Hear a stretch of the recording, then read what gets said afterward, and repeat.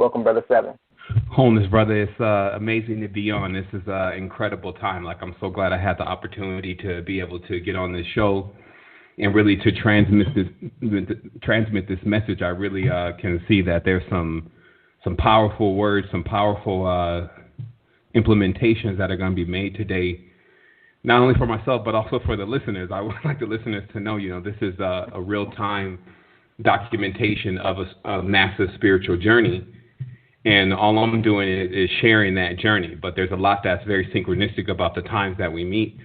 This is very different from the traditional approach to what people call spirituality, because we're willing to continue to grow no matter what we find out. And what I mean by that is that oftentimes when your greatest challenge is to change your ideology and your way of thinking.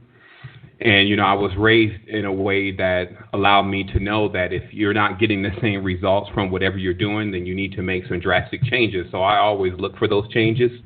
And that's what this spiritual quest has been about so far. The only thing that we can really guarantee in life right now is change. And so we are to get familiar with change. And even just now when I was coming into this recording today, I actually went and took a walk and did a few other things. And so when I came in to, get ready to get my thing going a little early, I couldn't get the computer to shut on. And then I had my notes in there, and then all that whole thing went on. And I said, I know this one's going to be a good one. Because anytime I'm trained already to know anytime there's a little bit of what you would perceive as turbulence, then that definitely means that a lot of energy is congregated. It doesn't always mean that, there's some negative stuff going on. We're very disruptional to normal systems, and that's just because of our electromagnetic flow and the type of energy that we're working with naturally, especially if we're to receive something, we're to change, we're to get excited. All of those things equate to levels of energy. So what I did was I always got to back up to the backup plan. I know for sure anyone that's in this world that's made it knows to have a few backups. And so I'm able to just glide right into this conversation despite whatever was taking place. And I just want everyone to know that this conversation is strictly for you. This is really about your expansion, and this is about getting you to a massive level. And I'm going to share some things with you today that you, of course, can go back to the archives. You have the opportunity to go over again. But these things are paramount. These things have actually taken me who knows how many lifetimes on this planet, this matrix, as I call it, to really come to grips with it, and to also see how it connects with everything around me. The knowledge that I introduce, I attempt to find blueprints or things that I can match it with, like a template, in order to allow me to know that that's correct. So this is what's been going on for 7 years. I've basically sketched out a template to what exactly is taking place in this reality and how to navigate it as best as possible in order to see the maximum results. Now, I know there's people on this line and on the line in the future that will look at this recording and ask specific questions. And the goal is to get those questions answered. I wanted to tell everyone also, first of all, the thanks comes because we're co-creating. And what that means is that when we congregate in this space, then I wouldn't actually be here if you weren't here. You can imagine me jumping on the radio with one listener or no listeners. So in that sense, everyone that is tuning in today is actually sharing in the message that's brought forth. I'm not sure if there's going to be an opportunity for questions, if the host is allowing questions, but if he does, and which I'm sure he'll clarify, then I suggest that you really start thinking about if you had the answer to certain questions. Maybe it's related to your culture, maybe it's related to other matters, science, geometry, whatever, that if you had some of those answers, that you would be able to make some progress in your own life. And of course, I'll be available to answer those questions, hopefully. And then the main thing is just to realize that this is all about you, because in every tense of success is a place and you're not supposed to be there. I can't take you there. So that means that what this is about is you inheriting a successful way of being. And so I'll start with that, just how to get our mind, body, soul right, our harmonics right, our resonance right, in order to be able to inherit what we already have. We're not looking for anyone to give anything to us. Our greatest state, which is known as the all-knowing, is something that we're sitting in right now. And it's just, if we weren't so tuned into the reality as it is around us and the programs that are running, then we would be able to tap into that field. And then what that field does is it allows us to program the entire reality, which is what our ancestors were doing. Personally, people should know just a little background about me as far as the research and the experience that I've been on. I've been on a spiritual quest all my life. Like, it started when I was younger, and I was homeschooled, and I was also taken into a very spiritual environment in order to cultivate spirituality. I would say that my mom was diving deep into a lot of knowledge, and she was sharing that knowledge with me. She was a part of the movement, so in that case, she was already abreast of all the situations that were going on with the school system and the food and all those things. So my mom actually did her best to raise us, and she did an excellent job. However, it didn't come off to us like that, meaning that the sheer disconnection from the society, and wearing the clothes that we made, and all of that, and then even having to go to public school sometime made earlier life very torrential. Like, it was basically we were the joke or the laughing stock of the whole thing. And so I endured that when I was younger, and then when I got into my teens, I had a slingshot effect. And what that means is once you're raised in a certain kind of environment, you oftentimes don't want to be in that kind of environment or anywhere around it ever again. So you go to the extremely opposite direction. And that's what put me into what people would say is the streets. It put me into getting inclined to understand how you have to survive when you're fending for yourself. I come from a family of 9 of us. So in that, that's a tribe. So there's a lot that actually you see and you experience just as being 9 brothers and sisters in what we would say is a lower class environment. But we had a higher class, if you may, upbringing, and that upbringing was allowing you to tap more into yourself. So I just want everyone to know that's listening on the line, when I say I know where you're coming from, I really know where you're coming from. I've seen the top of this, and I've seen the lowest level that it gets, and I'm now working with being in between, meaning being in the harmonic phase and being able to address what's going on in life from a more deeper level. So before we get started, what I wanted to do is I wanted to get, just comfortable with the host, make sure everything was good with them. And, I would love to ease into this, because the more connection we can create in this conversation, the more fluid we can be at delivering this message. And that's just all a part of connectivity. So you want to give time and give space to say thank you to the brother that reached out to me, to the brothers that have been reaching out to me to get me onto this show. That's very important. I want to give the time and the space for them. In addition to that, I also want to, just give that time and space to the ancestors also, who are very much a part of what we're doing every day, because they live inside of us. And only until we begin to tap into the deepest aspects of ourselves do we have access to that. It's a wellspring of the knowledge. I would let everyone know, according to time, if you're on a time-based system, the ancestors are actually in the future. They're not in the past. And that's just a product of the direction that we're going in now, because when we go into any levels of ignorance, start walking around like we don't really know who we truly are and what the supreme actually is, us, then we actually go backwards in what we would call time, and we pull away from our truest state, which is what we would refer to as our ancestors, which is the grandest design of where we've actually come from, or some people like to refer to that as the oversoul. So in that case, I know for sure that the oversouls are in union and ready to bring some knowledge. And then what I do is I work as a conduit. I won't use the term a medium, because that has a lot of crazy connotations around it. What a conduit is a person that's not constantly interrupting their mind, their own personal will, with judgments and things like that. So when you're thinking, if you stop thinking all the time because you got to judge something and try to figure out something and understand what's actually coming across, then it actually puts a gap in your thoughts. And this, of course, comes across to people like you don't know what you're talking about. So what I work to do is I work to keep a conduit open, so that I'm able to bring the message that's specifically for this conversation, not the other conversation last night, not what I learned overall out of the whole thing. You'll get all of those tidbits, but the main thing I work to do is to cater the conversation to exactly what you're dealing with right now, one day after the equinox, 2017, in the reign of the draconian, whatever, they got all these things they put around the date. But that's what I'm here to do, is to give you that clarification in this time. So just give it thanks. Excellent. Yeah, thank you, brother. But again, we are asking, getting questions in, so please call in. But remember to, as Brother Seven gets rolling and we start talking, there's a lot of things, a lot of jewels are being dropped. Some is new information, some is confirmation for others. But write your questions down, because there's so many stuff that's coming through. You want to catch it, write it down and reiterate it, because your answer might come as you listen. And also, well, when you're in the all-knowing state, you begin to answer your own questions within yourself.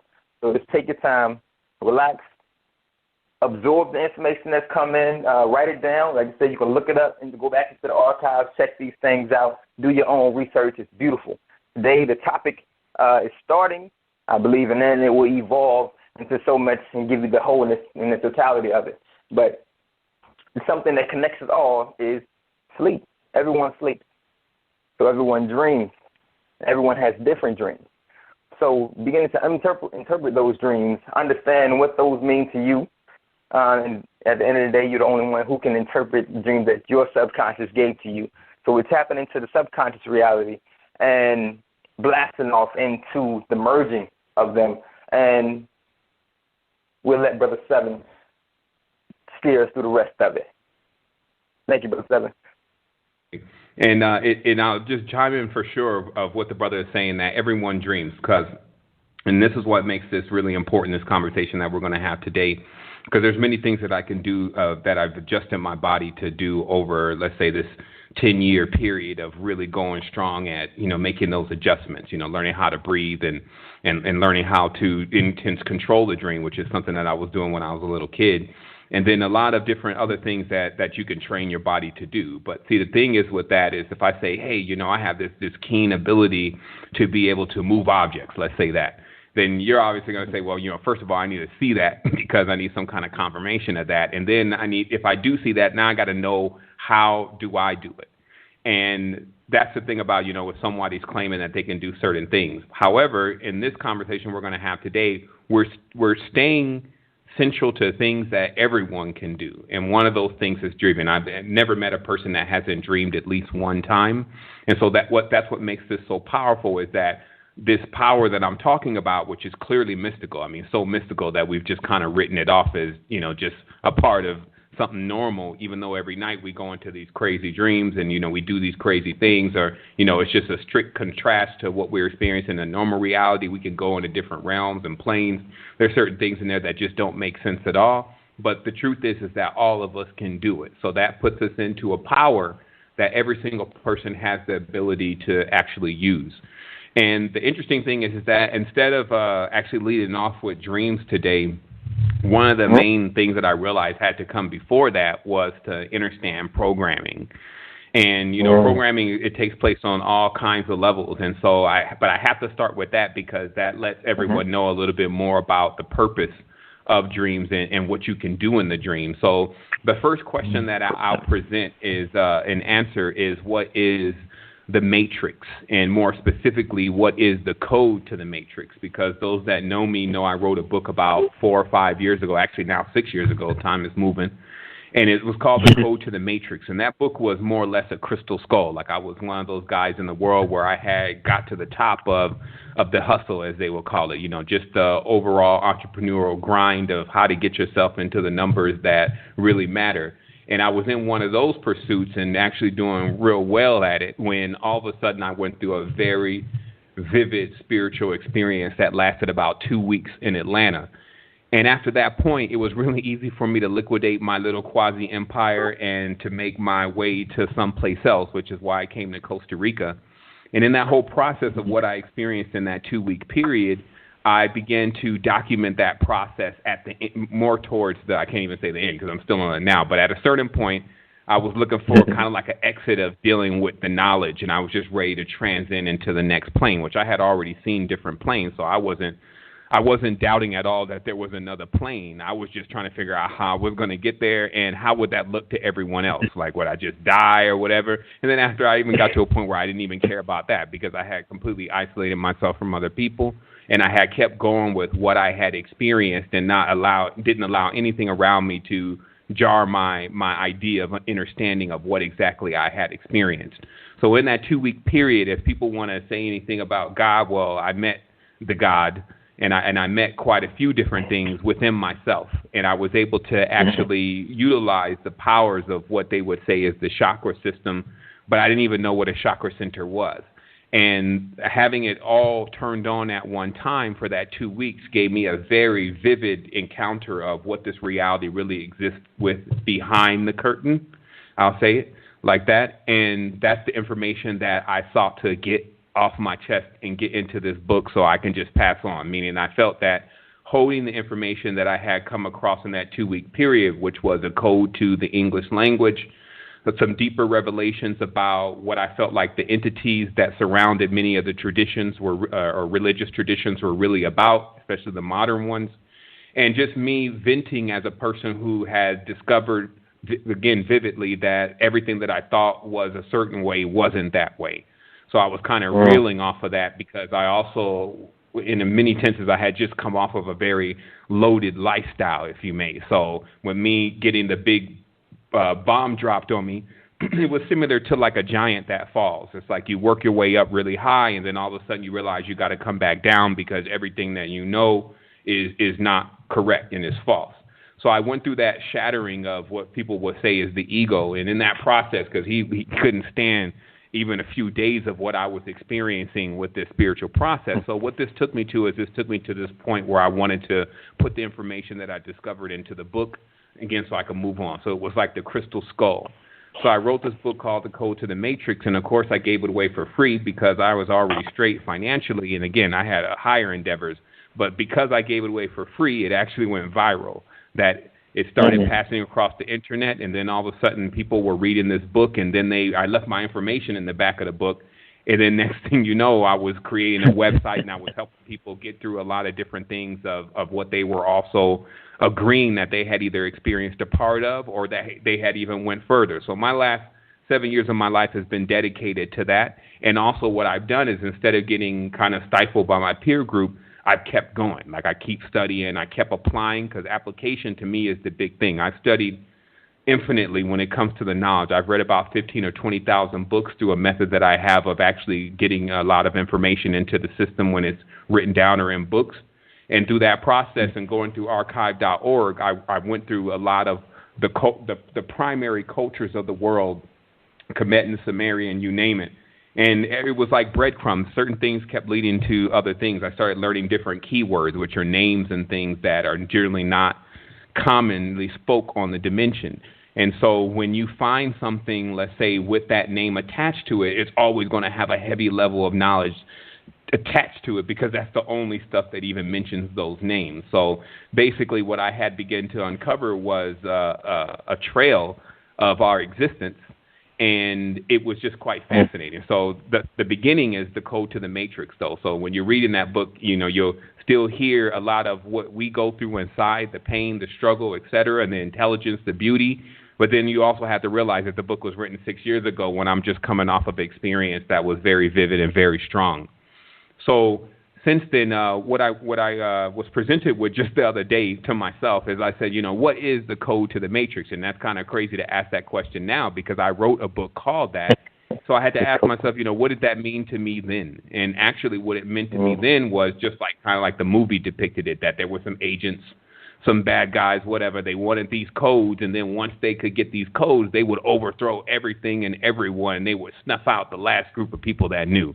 That's really pretty much the synopsis to the movie The Matrix. So what I started realizing as I looked deeper into this, because I started to try to find other systems, especially related to technology, because technology is a plagiarization of spirituality. So if you can reverse engineer things that are taking place in the technological field, such as, let's say, quantum computing, you can actually get more of the hardcore details to how the spiritual realm works in a language that you can actually understand. That's like a future forward language that's just going to tell you just how it is, not the 3 or 4 or 5, 10,000 years ago variation of the poetry to our spiritual existence, but this ultra logical, since we're moving on a certain side of the brain and we're using the English language, this ultra logical explanation for dummies of how to actually create realities. That's actually what programming is. So what I'm going to talk about very briefly, just to allow people to see those connections that I'm talking about, is I'm going to talk about very briefly programming. So obviously what programming is that when you punch a few different lines of code, you can create programs. You can create things within the computer that have specific functions, right?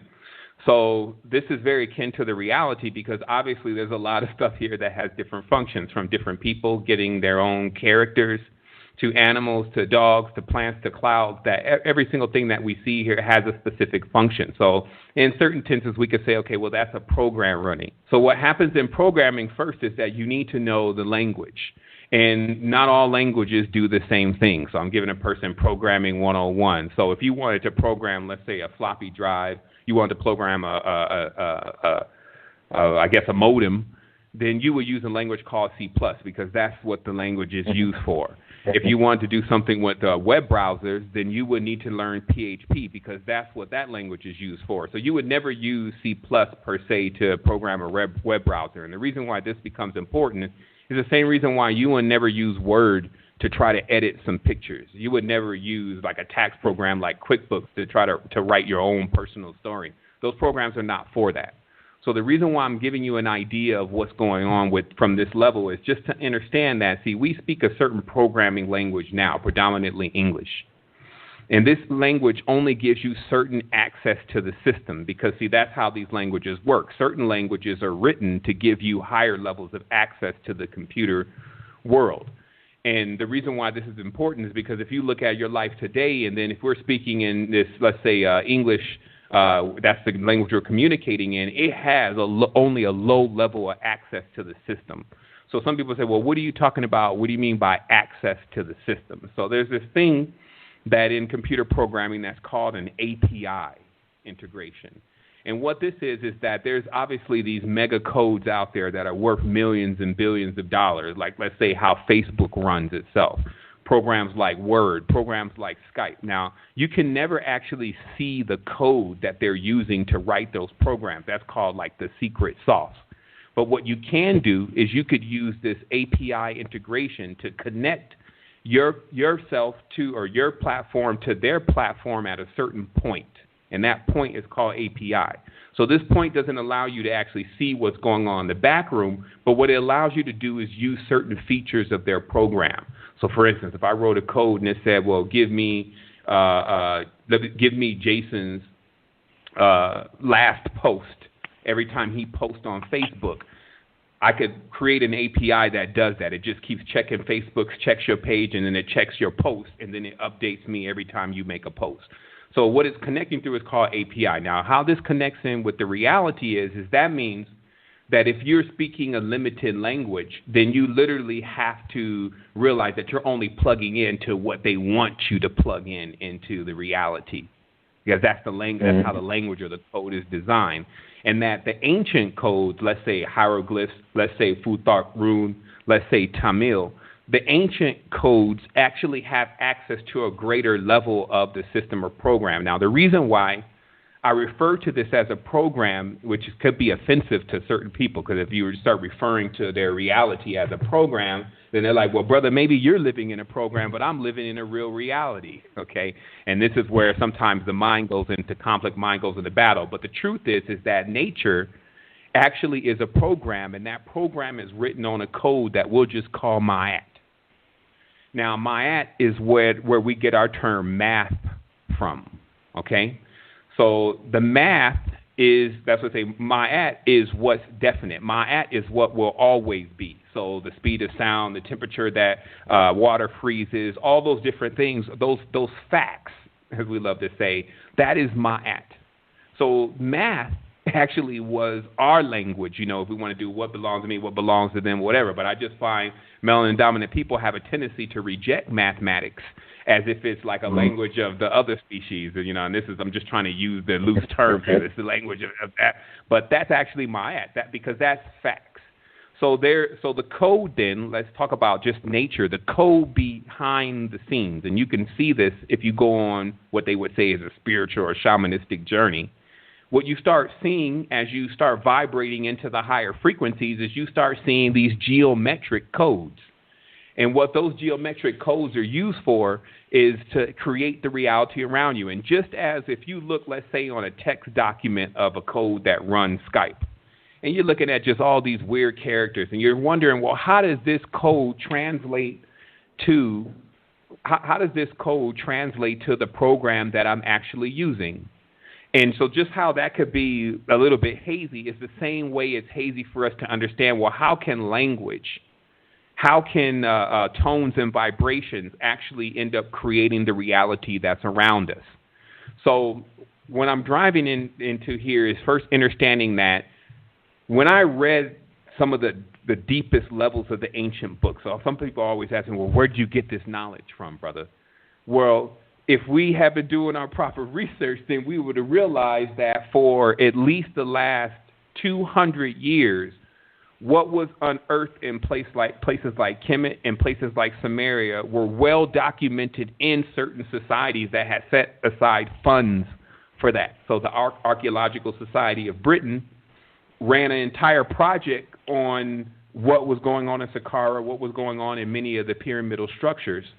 And what they did was they, in that private journal, which you can actually find on eBay now, in those private journals, and they wrote about 200 of them, you would see a direct copy of certain works that they now say were destroyed or obliterated. Like, you know how they'll try to read it off to you, like they say, oh, here's one of the spells of the ancient. And then half of the spell is like, oh, it's beyond, we can't understand what it's saying, it's destroyed, it's damaged. So in many of those supposed spells, as they're calling them, you could go into this book and you'll see the entire spell intact and translated. So in that process, I was reading through, you know, what was the ancestors really doing? Like, what were they saying in these spells? And what they were actually saying is that, you know, and I'm now translated to you in English because they have a different way of speaking. What they were saying is that, first of all, this reality that we're living in right now wasn't actually the reality you were supposed to, like, set yourself up in comfortably, like you're going to be staying here. That wasn't the purpose of this reality. And they say that actually the only purpose of this reality was it was the staging ground, per se, to let you understand the program of how to create a reality. So this was literally a school or a university, or a universe as they call it. This was a university for you to learn a language. And that language was, that's a tree, that's a leaf, that's an ibis, that's water. That's because you need those components to start programming and to create the program that you want to live in. So what the ancestors were doing, because everyone's different, everyone's unique. You can't say everyone wants to do the same thing. If everyone was given this ability to come to this place and to start learning this language, this program of nature, learn what they like, learn what they dislike, learn the characteristics that they like, because they could actually form themselves into the composite of those beings. So they weren't trying to live in a reality with a high rise and a Ferrari downstairs and all of that. They weren't external like that. They were saying, well, I like the characteristics of the jaguar, and then I like the characteristics of how the fire moves, and then I also like the wind, and then they would fully amplify that within themselves. And when they passed from this realm, which we all do, then they would go into an existence of where they got a chance to actually live that, not just witness it. So let's get that clear, that the first real use of this reality that we're living in, and it still actually has that use, is for us to understand the programs that are running in the staging ground, so that way you can learn, well, you can learn how to develop the kind of program that you want to live in. Now, the reason why, again, I'm still referring to nature as a program is because the ancients were always clear, always very clear that there was another space. And in the Kemetic knowledge, it's referred to as the subjective plane. But in this other space, there was no rules, no boundaries, no laws, no limits, no questions, no names, no words, no nothing. That it was limitless. And that everything is always there. You can't say it starts there and ends there. That's the anomaly of the entire thing. See, programs have a start and an end. They always have to have a start and an end because the script has to end, or it just keep running and then it'll glitch. So the start and the end of the program of this matrix that we're in right now is called life and death. These two concepts and the inheritance of these two types of concepts inside of our mentality has actually caused the slippery slope to our degradation and thinking that we die and time is real and gravity is real, and any of this is actually quote unquote real, because in a certain sense real can only be gauged by the energetic potential. It's like, you know, when somebody comes with magnitude, and this means they're holding weight, and this is all units of measurements, like they say, oh, this brother's deep. So when somebody's coming with magnitude and units of weight and has some degrees, then what that actually does is it's more solidified. So they'll say, okay, well, that's more real than that fake brother that doesn't even, or that fake sister that doesn't even have X, Y, Z. So what I'm saying is that there's this part of this reality that it's a very strong code running, and it's much more vivid and much more developed than the current reality or mindset that we're in. However, those are still programs because the other state, it doesn't have any boundaries. And it's important that that state always exists so it doesn't depend on us to actually make it exist. And the power in that specific space is of such a great magnitude that this whole dimension and reality that we're living in now, it pales compared to it. So thus, there was never any idea in the mind of the ancients, which are you, that this reality has so much weight and so much value that a person would begin to spend all of their current, which is now measured in time, in units of time, spend all of their current and their belief in just this right here, instead of looking to something greater and knowing that that something greater is going to take place. And what I mean by it's going to take place is that everyone leaves here. It's one of the only things that's actually guaranteed, that we're all going to be gliding up out of here someday, more than likely each on an individual day. So when you get concepts again like Judgment Day, this is kind of like comical once you understand this kind of knowledge, because in the mind of the religious person, they believe that Judgment Day is all going to take place on the same day for everyone, and maybe it'll happen this lifetime. So these are the kind of fictitious fantasies that we put ourselves under. That, okay, so there's going to be this day maybe sometime in the next 20 years. Now, of course, everyone's always trying to perpetuate this day. That's why they always, well, it's going to be the end. There's these secrets in these numbers. It's going to be the end, because everyone is looking for the end, when in actuality, it's not going to happen for everyone at the same time, but it's going to happen for everyone. And then on that day, you're going to judge yourself. Now, if you learn how not to judge, see, the person that has learned not to judge doesn't actually see everything in the reality as separate. And that's a maximum level of power, because when nothing is separate to that person, they can command any elements, people, whatever, at will, because they're more dominant. They're more closer to the truth. So, but the person who has got into all these divisions, well, I like that and I don't like that, and this is where I want to be and this is where I don't want to be, then they create, and sometimes, this nightmare for themselves in their next existence, because they're the ones responsible for actually doing the creating. And so what the dream stage is, to segue into that, is the dream stage is basically the platform where the programming actually begins. We found now that there have been some brothers that have been able to preserve the knowledge all the way up until this point, in this most perilous time where we need it.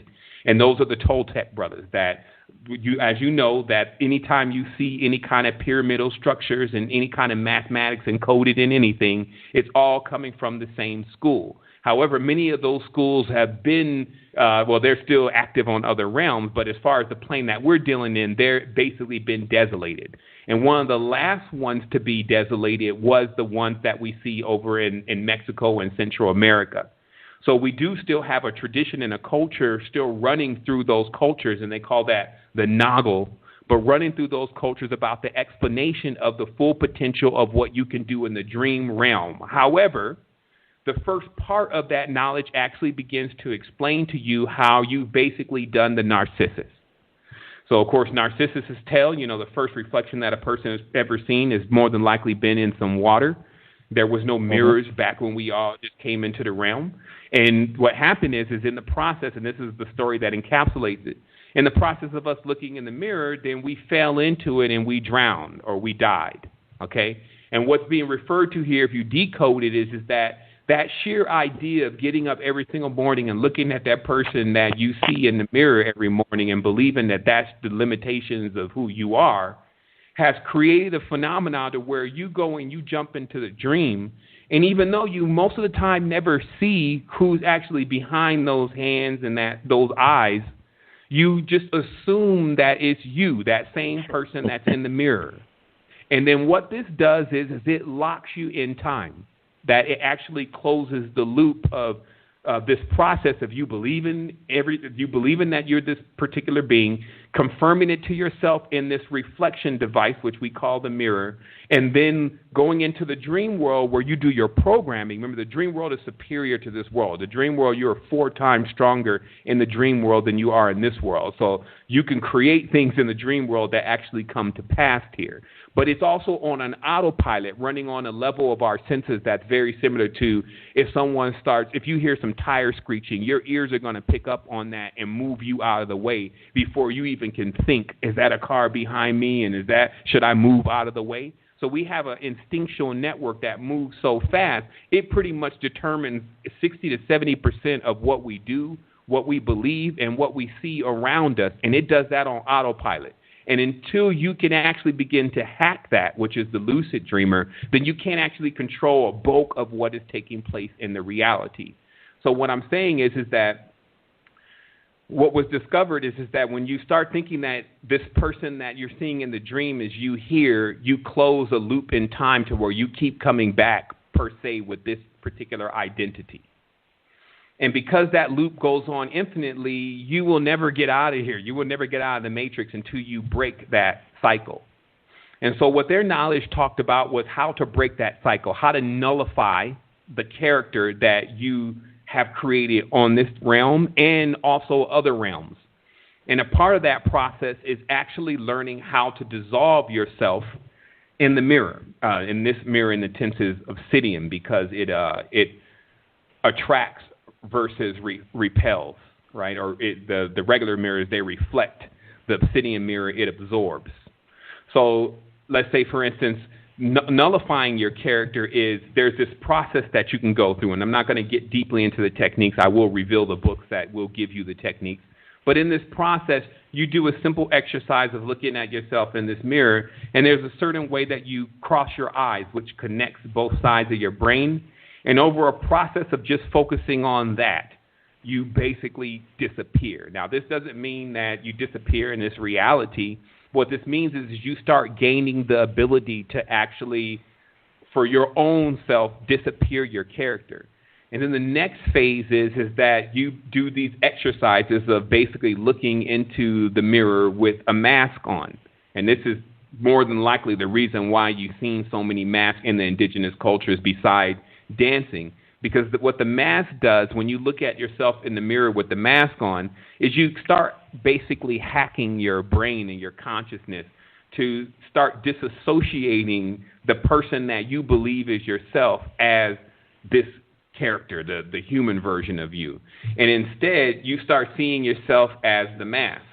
And what this does is that it starts this process to where in the dream world, and in meditations, visions, out of body, whatever you want to call it, you start seeing this character, which you can call yourself for a while, in third person. So this means literally you can wake up, and some have done this already before, step out of the body and turn around and see the body there.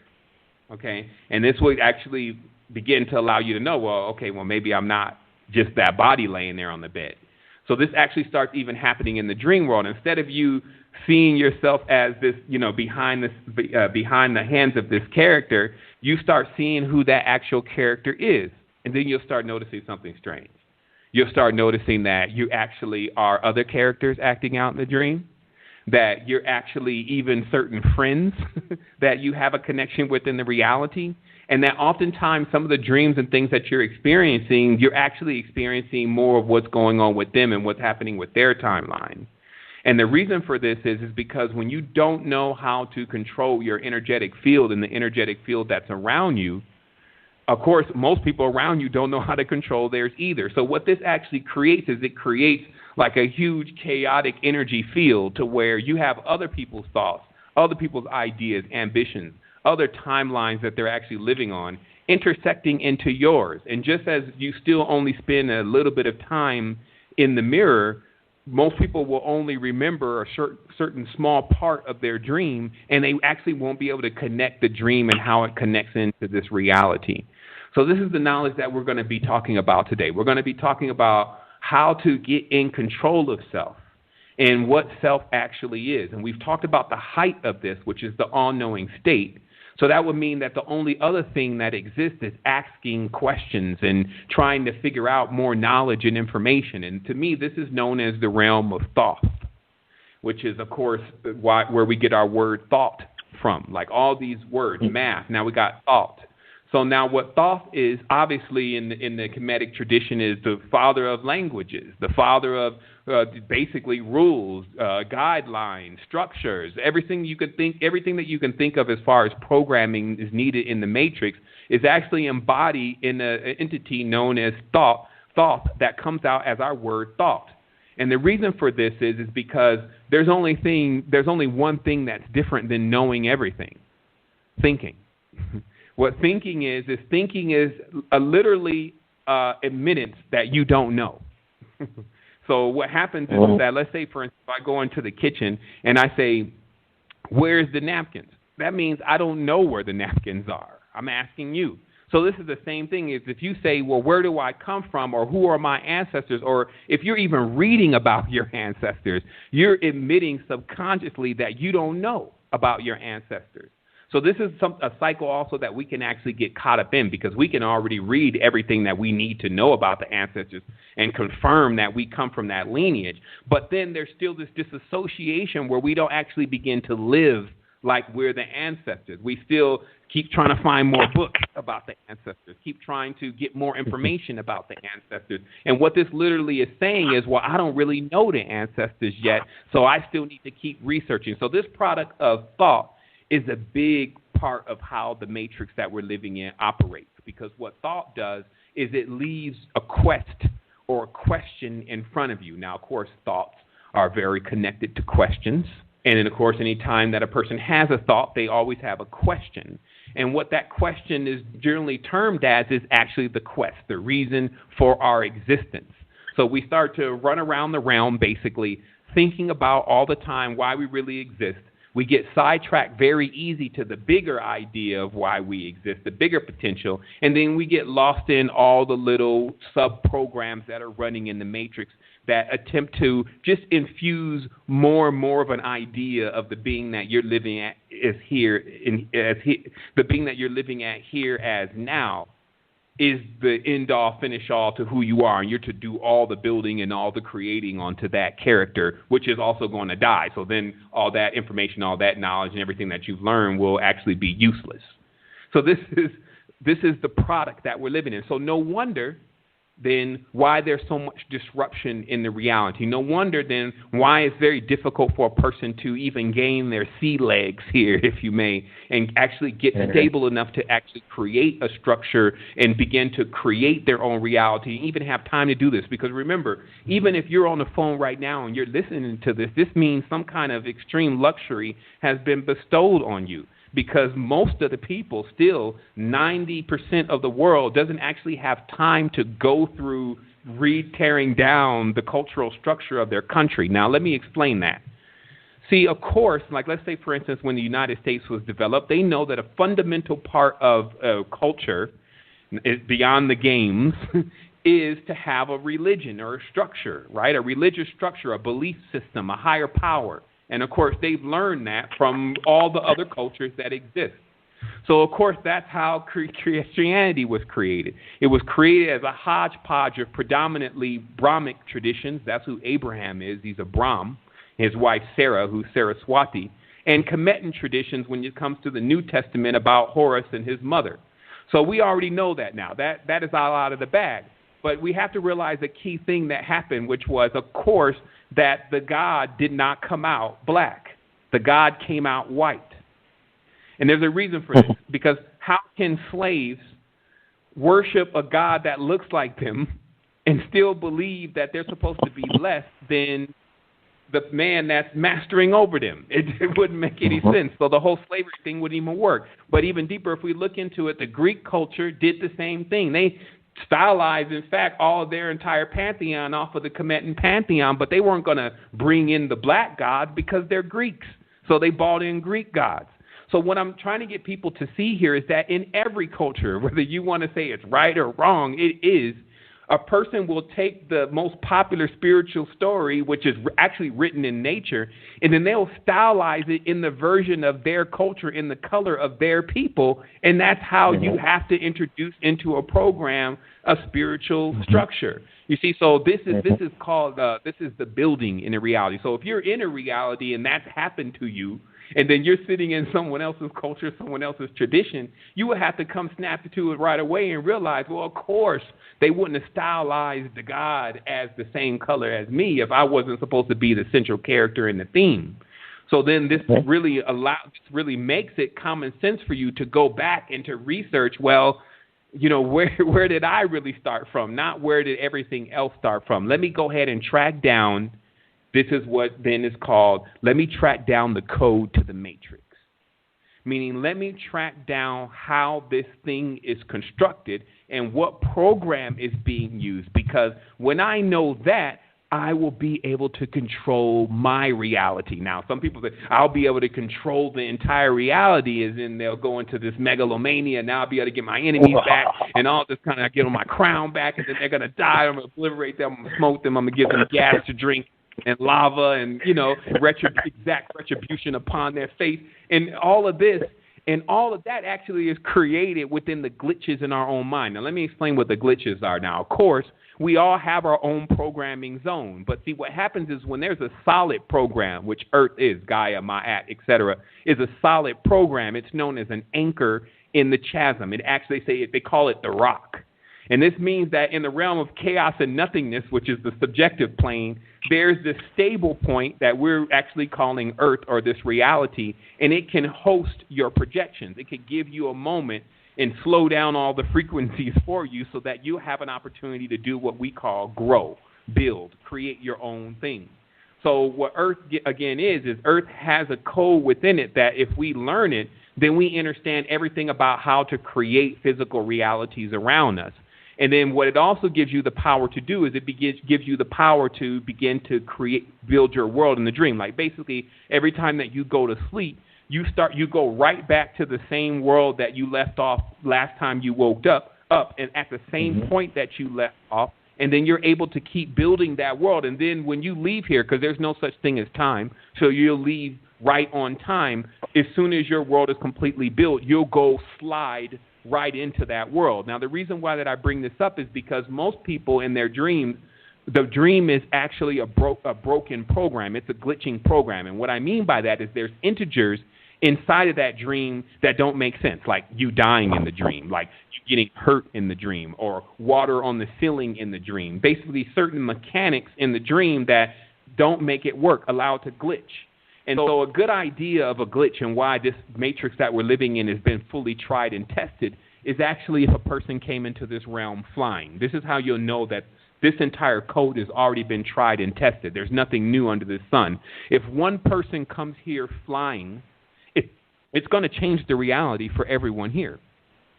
People are going to want to figure out how they can fly. I mean, there's going to be a lot of stuff to be dealing with, just with something as simple as someone flying. Now, of course, some people fly in the dream all the time. Fly in the dream. That's generally how I get to where I need to go. I just go and fly there. So what I'm saying to you is that in this reality, this code has already been tested to cause the least amount of anomalies as possible. So bringing in your supreme being into this realm, like some people just want to shine literally in the dimension, is so difficult because the code and the programming that has been done in this matrix and on top of the matrix has actually been designed for these anomalies not to occur. And then that way we don't get glitches, like meaning other people decide that, okay, well, I'm going to fly too. So how's that going to work out for traffic laws? How's that going to work out for insurance? How's that going to work out for the economy? You see, so this is what I mean by programming because, see, we'll have Ma'at sitting there. That's the core mainframe, the core database, if you may. And then someone else, a hacker, if you may, and this is the culture vultures, will come and start taking knowledge from the mainframe, which is what the Royal Society has done. They've actually, from radiolaria to geometry to the physics to true Ma'at, the mathematics, being able to formulate problems in codes that if someone could solve that problem, they just need to understand the code. Because this is what math actually is. It's like let's say there's bigger problems. So you, of course, you got your problems. You're like, okay, well, I need some more cash. Maybe that's your problem, right? So the bigger issue will actually be seen in the star systems, let's say, and it'll be seen in the orbit of a star. So you may notice there's an orbit of a star that's around your main entry point that's lagging a little bit off. So at that point, you can determine from that, and this is what the ancients were doing, you could determine from that all the problems that you're experiencing is from that star lagging, right? So then what you would do is you would start coming up with a formula, a mathematical formula of how to get that star back in line and back in orbit, basically back in its correct orbit. You would develop a formula. Now, this would be a problem for you. Notice how they call it a mathematical problem. This will be a problem for you until you fix it. So if you wanted to present that problem to the elders to have them work on it, or maybe some prodigy in the tribe and have him or her work on it, you would need to at least write that down. And so you would write it down in the language known as math or ma'at. And it would sit there until some genius came along and looked at it and said, hey, actually, look, the solution to this problem is E equals MC squared. Now, this, of course, comes across to us like that.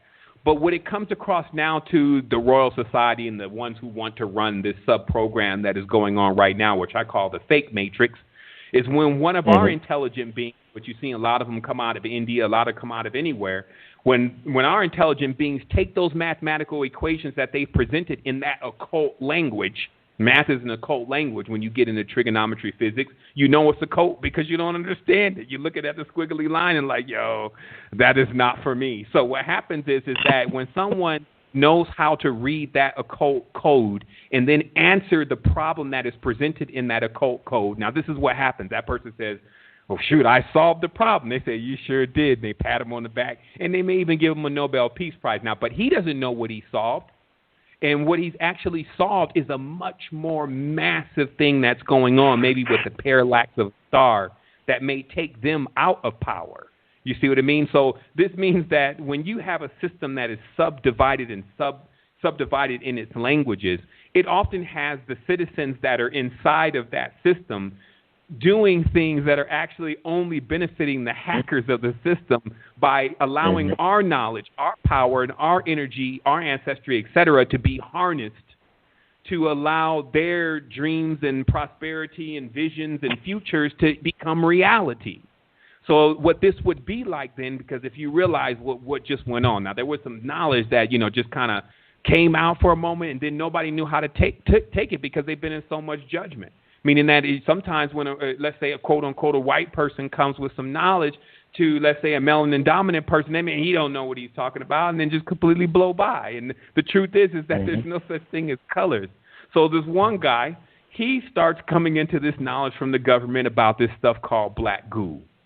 Okay, and what black goo is supposed to be is this sentient, basically, blob of black darkest nothingness that they've been playing around with in the military-industrial complex, and it's been giving them knowledge about all sorts of stuff from space and time travel, but also it's extremely hostile and it has its own attitude. And they say that they pulled this stuff from the depths of the ocean. So if you understand the pressure that's down in the bottom of the ocean and the kind of minerals and meteorites that have been formulated in there, you can only imagine what this stuff is. But I started to realize that I knew exactly what it was, that it was actually what they would refer to as Ma'at, or the darkest darkness. Now, the reason why it's important to bring this up is because it was then found out when you look at the temples of Edfu, that you're actually dealing with an entirely, basically a large construction of a CPU, a central processing unit that is probably running a quantum mainframe. And so what I'm saying is that the same patterns that you see in your computers right now when you open up your computer is the same thing that the temples that you see in Egypt are actually constructed as, that they're basically these large mainframes. And where this black cube or black goo comes from is the same element that we use in our computers today, which is silicon, which silicon is a high relationship to carbon. So we're carbon-based life forms and they're silicon. And on the periodic table, they're right next to each other because that means that there's some similarities between these two elements. So higher levels of knowledge just means like laws of light. You know, how you master over the fire beings is with laws of light. Well, laws of light are like what's on the periodic table. It's like, well, the carbon-based life forms are very close to the silicone-based life forms. They have like a relationship. This is like a Royal Society conversation. So all we have to do is we just need to create certain kind of elements that are full of silicon, and then they'll just love those elements, and they'll have them all around them. They'll be so close to them all the time. All right, we're going to set out and develop something, and then that'll become your computer. That'll become your cell phone. And now, right now, you don't see too many people without a computer or a cell phone. It is almost stuck to them. And even more than that, silicons are also silicates, and this gives us silicone. And obviously, we've seen enough of the advent of silicone into the woman's body at this point. Like, instead of it just being even next to her in her hand, it's inside of her body. But see, that relationship is a law of light. It's actually a chemical procedure that goes on between the elements that are within our body. So when someone knows that, what I'm saying is when someone knows those codes, it's easy to create things that you fall after and that you feel like is what you need, because it has inside of it elements that are directly connected to you. So then when we turn around and we start looking at this knowledge, we start realizing that, well, wait a minute, there is, again, nothing new here. Even the most advanced technologies are actually plagiarized from the ancient cultures. And not only that, there were vast mainframes, and they still exist now because time is linear as we're looking at it, but non-linear on the true realm that things exist. So this means that the height of Kemet is still going on. It's just whether can you get there or not. And then the height of any civilization is still going on. It's a matter of whether you can get there or not. So getting there, just to allow you to see, well, what was one way of how people used to get there? It was sound. And this is what mantras were. This is why you would have a language, is that there are certain sounds like, so you know how people do chants, obviously. If you go into the Eastern traditions, you see that they're chanting all the time. What they're literally doing is they're creating a bridge through time. Because when hundreds of years, someone has been chanting the same thing, and then you come across and you start chanting it. When you change your vibratory frequency, which happens generally after about 3 hours of chanting something, when you change your vibratory frequency to be harmonic with that, you literally are calling the phone number of that timeline. And then once someone picks up, meaning you get on that stream, you now actually open up a line of communication between where you are and the entire string of time that name, word, vibration is being mentioned.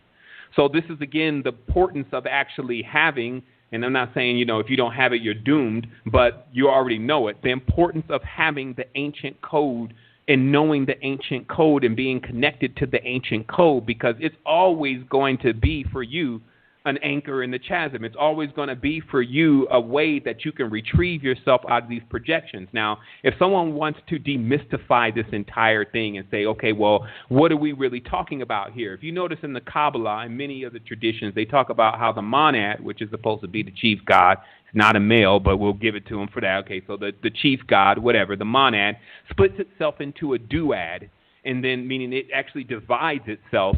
And then this is how the process begins of worlds being created. Now, of course, they leave that as this God who Santa Claus is a central character in the theme, who's basically a monad, first splits himself and then tripleizes himself or itself and then starts creating from there, right? So this is what they tell you. Now, of course, this is all central and relevant to us.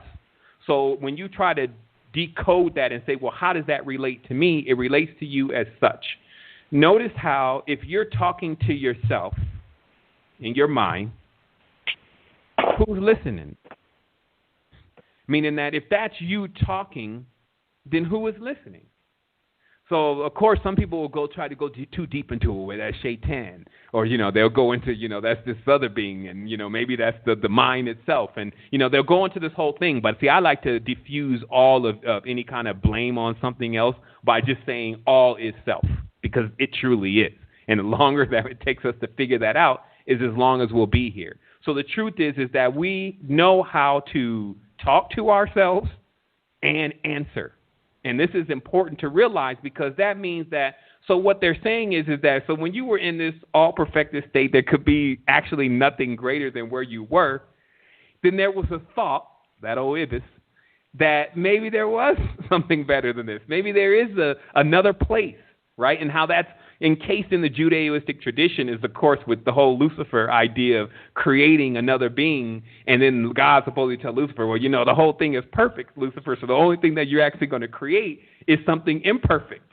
And then Lucifer goes, oh, no, I can make it better, and then all of a sudden the known world exists with all the sin and all that crazy stuff. So that's how they put it. But what they're really saying is that, so when we started thinking to ourselves from our all-knowing state, which you can do in meditation, meaning that you can be in these meditations when you know how to meditate, and you start letting go. So you start basically asking questions, stop letting your mind work, right? And then all of a sudden you start connecting into this field that's just overwhelming with energy. But the moment that you start thinking, oh my goodness, this is crazy, is the moment that you start grounding yourself again and landing back into this reality, right? Because what's actually happening is that you're oscillating between the only two spaces that exist. The one where there's no thinking. So the longer that you can sit there, the longer you absorb just nothing but spirit and energy, and you regenerate your entire vessel.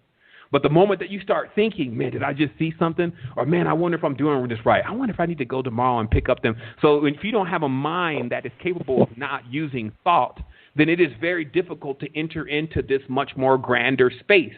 But this sheer action is the parallel of us coming into realization of actually how we came into realization, meaning how we come into worlds, is we do it from going from this all-knowing state to starting to think. And because we're so powerful that anything we think starts to happen, we literally can plunge ourselves into the projection. Narcissus literally dives into the ocean of his own reflection. And we know that this is happening because this is what we're doing in the dream. Like if a person was saying, well, brother, I like what you're saying, but I don't really see where these kind of faculties are really being used every single day in our daily lives. Well, yes, they are. Because when you can sit down, start going to sleep, and then anything that you maybe were thinking about earlier that day or certain things that may have been put an impression upon you, then all of a sudden you start seeing it in the dream, and then it just keeps going from there. Like it builds a snuffleupagus onto it. And that's just showing you that your mind has this ability to run out there and create the path before you start walking on it. And the reality that we're, quote-unquote, standing on right now is one of them. And the reason why it's so solid is because we believe in it. And then others around us, which is called a point-to-point system, they believe in it too, which makes it, with their prism, they make it more solid. They're basically taking in the light, which is the only code or the language, the carrier of the language. They're taking in the light, and then they're translating that light, which is called a reflection. And then they're making that reflection coalesce, meaning it's getting solid. And then it becomes for you, oh, this is some weed, or this is a cup, and this is a video recorder. I mean, this is what's happening. And so that's, again, this is the introduction to what we're talking about here. And I wanted to desist for a moment on just the knowledge and let people know. Now, this stuff is very real. Like I could do all sorts of things. I have different trades. I didn't come into this broke. Like I don't need something beside me to wake up. And because of that, that's how I came into this level of knowledge. But I'm not that kind of person that's just going to sit down on a tangent just because a lot of people are around me or want to talk to me and they like me now because of it, and I'm just going to stay stuck on something because of that. Now, you got people like that they'll stop their own spiritual progress in order to basically sit there and bask in the glow of everyone else's appreciation and then miss the mark. What to me, when a lot of people are around you and they're telling you you're doing great, I start just looking at how much time am I wasting, especially if I haven't actually finished building the projection. So what I'm working to drive home here to those that are listening is to realize this: the reason why I'm here talking to you is because of something very unique. This uniqueness you actually have and you can do. It's been tried and tested by yours truly. There's 7 years of you being able to follow along. If you don't trust, follow along with how I started gradually coming to this process or this point in my whole spiritual progress on the path. The path doesn't mean one step. It means a lot of steps. So, of course, in the beginning, I was dual, meaning I was into duality. I battled gods, meaning all these gods from these different traditions. I went and sought out who exactly they were and started working as much as I could to nullify their existence on the realm, because I had already peeped that they were nefarious, meaning that there are parasitic eidolons. Eidolons are just ideas. But see, ideas are powerful. We're now starting to realize that ideas are actually maybe one of the most powerful things, that actually stuff starts with ideas first, not as physical objects first. So when a lot of people believe in something and believe in an idea, it starts to become solid. It starts to think for itself. And this is what actually gods are in religious structures, that they can actually become eidolons. And there are certain people that know how to channel the energy from those eidolons. So the entire Papic tradition, which of course is the Jesuits and the Catholics, they know how to channel the energies that come from Deus Pater and come from the names that they've created within that tradition and siphon that energy off of the people who believe in that. You see, because that's spiritual mechanics. You see what I mean? I call that celestial mechanics, meaning that's working with the higher laws of energy to understand how to manipulate energy. But see, here's the thing. There's no scarcity. So in the reality, we're constantly taught that we're running out. So we're running out of oil. We only have so much money. Then there's this whole scarcity thing that begins, but it starts with gravity. It starts with ideas like time. It starts with things like death, because that's when a person first starts gaining this false knowledge that something is going to be over soon and that they need to be afraid of that. You see? So the reality, it powers itself on that fear. It's combustion. It's known as the pentagram, which is a 5-base symbol, fire versus wood versus water, and all that conflict actually generates energy, like what you're seeing in an engine. And that's why I say, hey, that's why Earth is God's footstool. And it's because it's basically a throne, and the throne keeps moving as long as people are still in conflict about what exactly is going on here. They're perpetuating the idea of someone else's reign and someone else's dominion. And then in these realities, the strongest mind wins. So this means that if you don't have a very strong personality, or you don't know much of this stuff, because these are your anchor points. Your ancestral knowledge is your anchor point.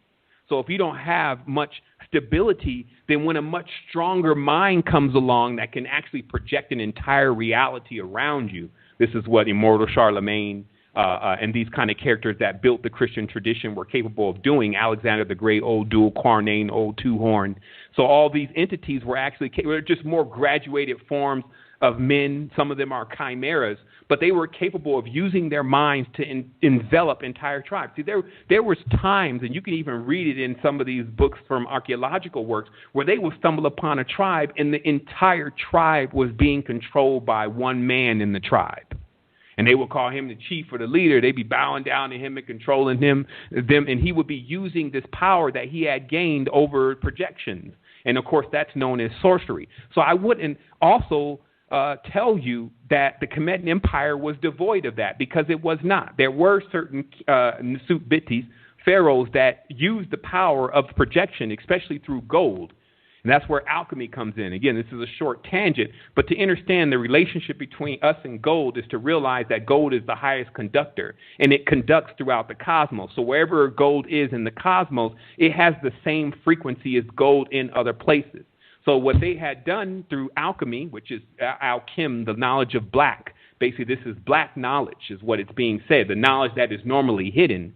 Through that, the transmutations of metals could take place, primarily gold. So they could transmute gold from being something that you would just see as your necklace or your chain to something that you could actually consume. It would then become powder form when it was put in monatomic form.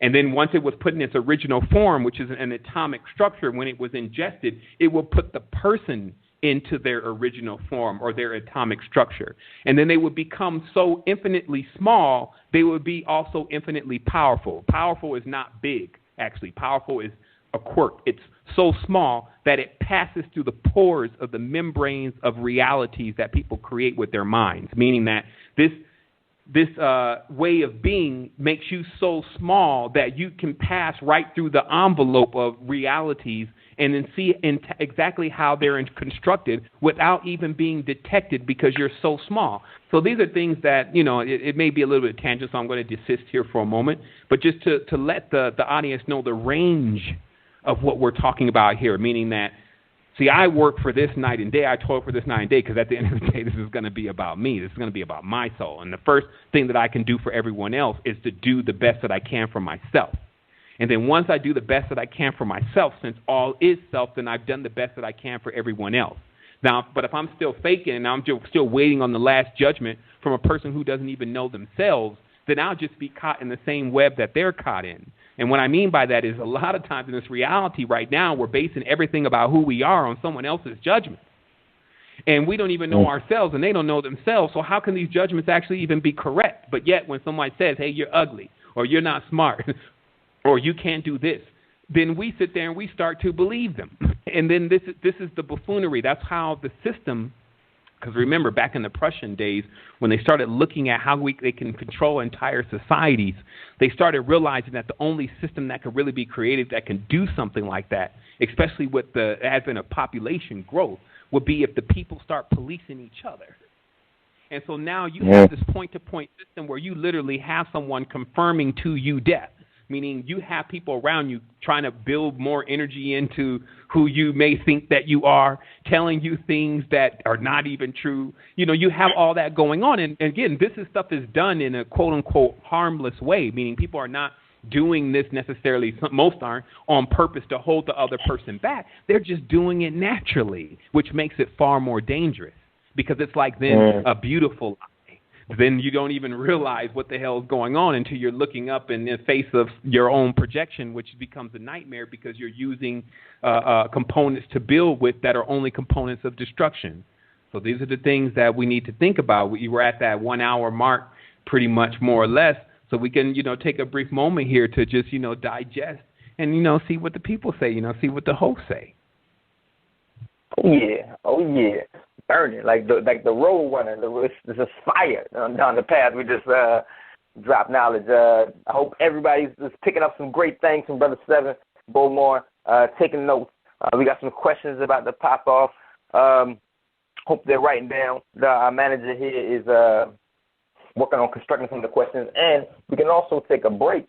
Let Seven get some water. You get some water, hit to the restroom or whatever you got to do, and for sure, come back and meet us. Well, yeah, again, first saying, big thanks to Ringing Stone Network, for not just, having me on, but also taking the time and the energy to put an entire panel together of amazing people that are bringing that knowledge, bringing that truth. And I feel like we all have our stations on the ship. And as long as we just, man the station, then we know we'll get to where we need to go. And that's the most important thing is to continue to form those bonds and to continue to live in our truth. And I guess, where we can go from this, because, when you pour a lot of information on a person, it's like, they can sometimes have an ability to not be able to see what to focus on. And so I guess that would lead us to a person asking, so what is the goal? And obviously, what is the goal of the physical reality, I'll say, because other things become kind of obvious that there is no end to it. So a goal would literally mean an end, and you just need to get strong enough to keep walking forever, I'll say that. So what happens is that what is the goal of the physical reality here is to become a sovereign. And this is the most important thing, because if you notice that see, there's a lot about, and people don't get it wrong when I say a fake matrix in the program, et cetera, there's a lot about what goes on in the reality every single day that is so close to what happens in nature that you can't even tell the difference between the two. That's why how it's actually become so easy for us to actually immerse ourselves into this somewhat fictitious reality.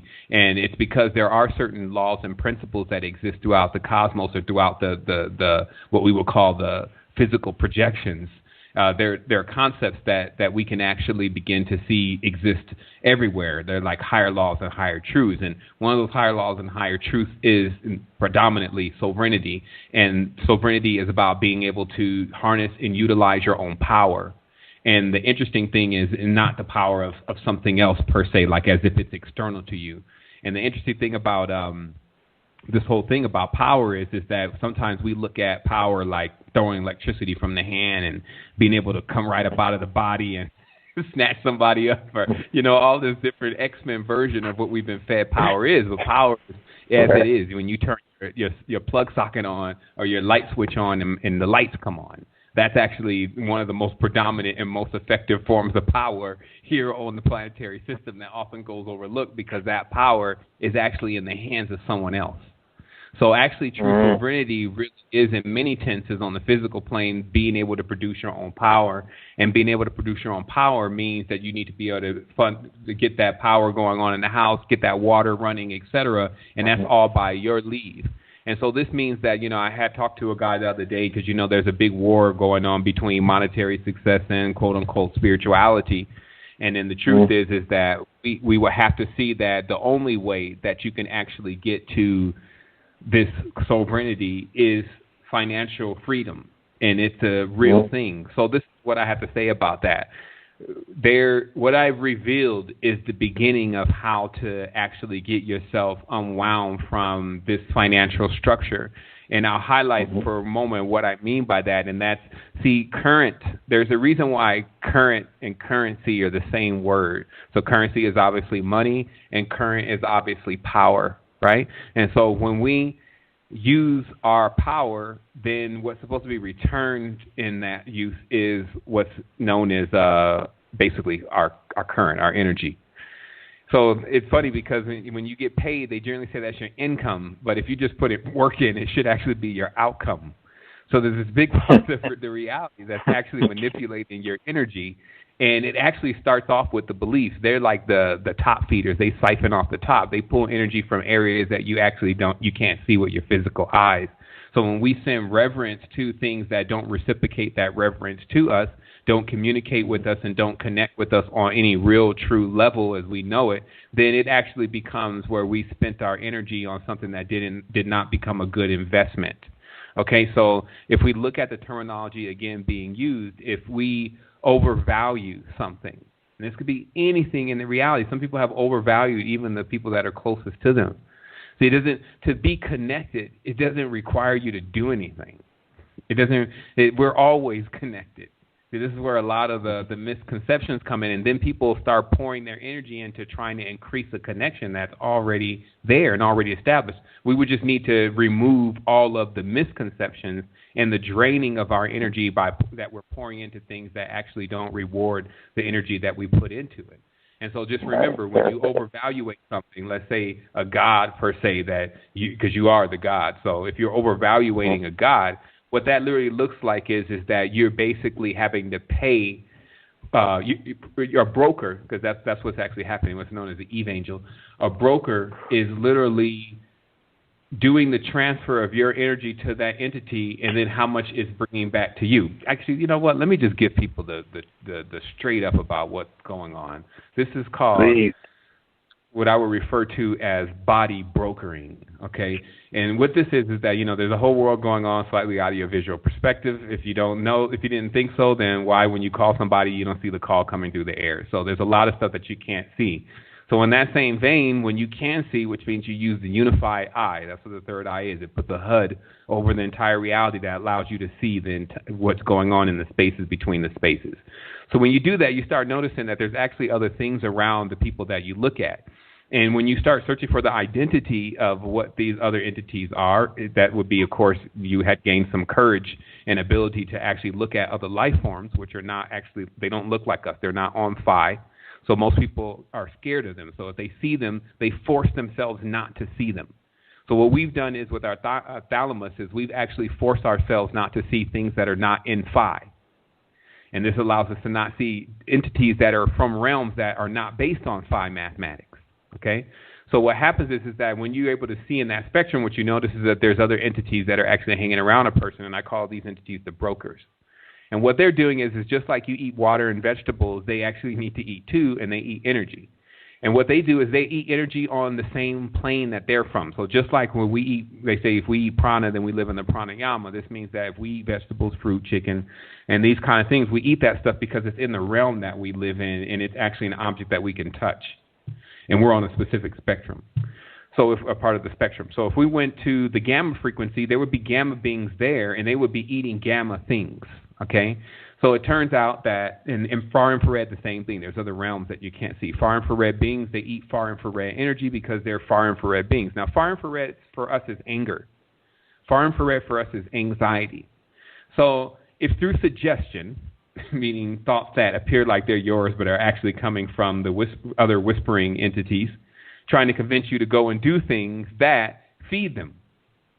And what happens is because they all don't eat the same kind of energy, they all can come into agreement with each other. It's like if I only eat anxiety and then you eat pleasure, then we can make an agreement, because if we're working together against you, then we actually can cause pleasure and anxiety over and over again, back and forth. But if it's just one being, let's say just one that causes anxiety, once you start getting to the point where you're tired of dealing with anxiety, you start finding solutions for anxiety, and then you don't have that problem anymore if you come up with a solution.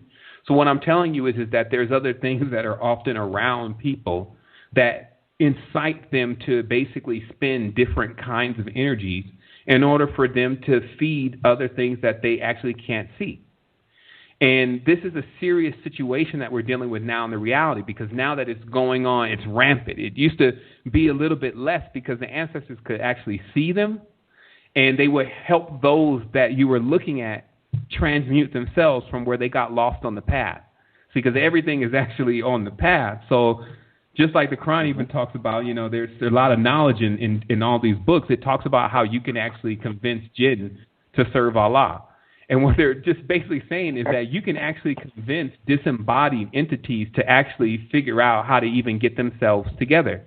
There's different accounts of this. And in fact, people who are capable of doing that kind of thing actually end up generating more energy, or what we would call spiritual currency, which is sometimes measured in knowledge and most of the times measured in experience.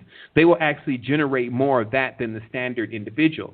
So what I'm saying is that there's an entirely massive world and experience out there for you. And where you're at is almost as small as the sliver on your pinky nail as far as how much you begin to experience of this. And that's actually a good thing, because it really means that in every single tense that this is going to get what you would perceive as better. This is going to go to a whole nother level. And so it's important for people to understand that, because many are downtrodden now in all this, and they feel like, man, it's just going to keep getting worse and worse. Actually, no, that's not. You need to see what it was before to determine that it was getting worse. And that's what I was saying in the beginning of this conversation, is also remember, we're going backwards. And here's another way to actually prove that, like that if we look at the clocks and the direction that the clocks turn, those directions in ancient culture always meant to the past. So you're actually not looking at a clock that's going to the future. You're looking at a clock that's going to the past. And even the directions that the English language moves, you're not looking at a direction. Notice the English language moves from left to right. The clock moves from left to right. So when you go and even study the Druids, the Druids were basically the melanin dominant people that were in over there in England were the Druids. And, and that's where the long hair and the Santa Claus and all of that stuff actually comes from. But you would read that in their traditions if you studied their traditions. That's the black god that runs through the forest. I mean, all this stuff is actually there, but what does it mean for you? And that's what I think that we could get on this energy tangent, which is information for us. Like information becomes energy. So how is that? Because if I gave you some information that you was going to make $1 million tomorrow, you would literally be juiced up as if you already had that millions of dollars. This would be strange, but it's factual. So this means that if we are convinced of something, we immediately start inheriting the energy of what we're convinced of.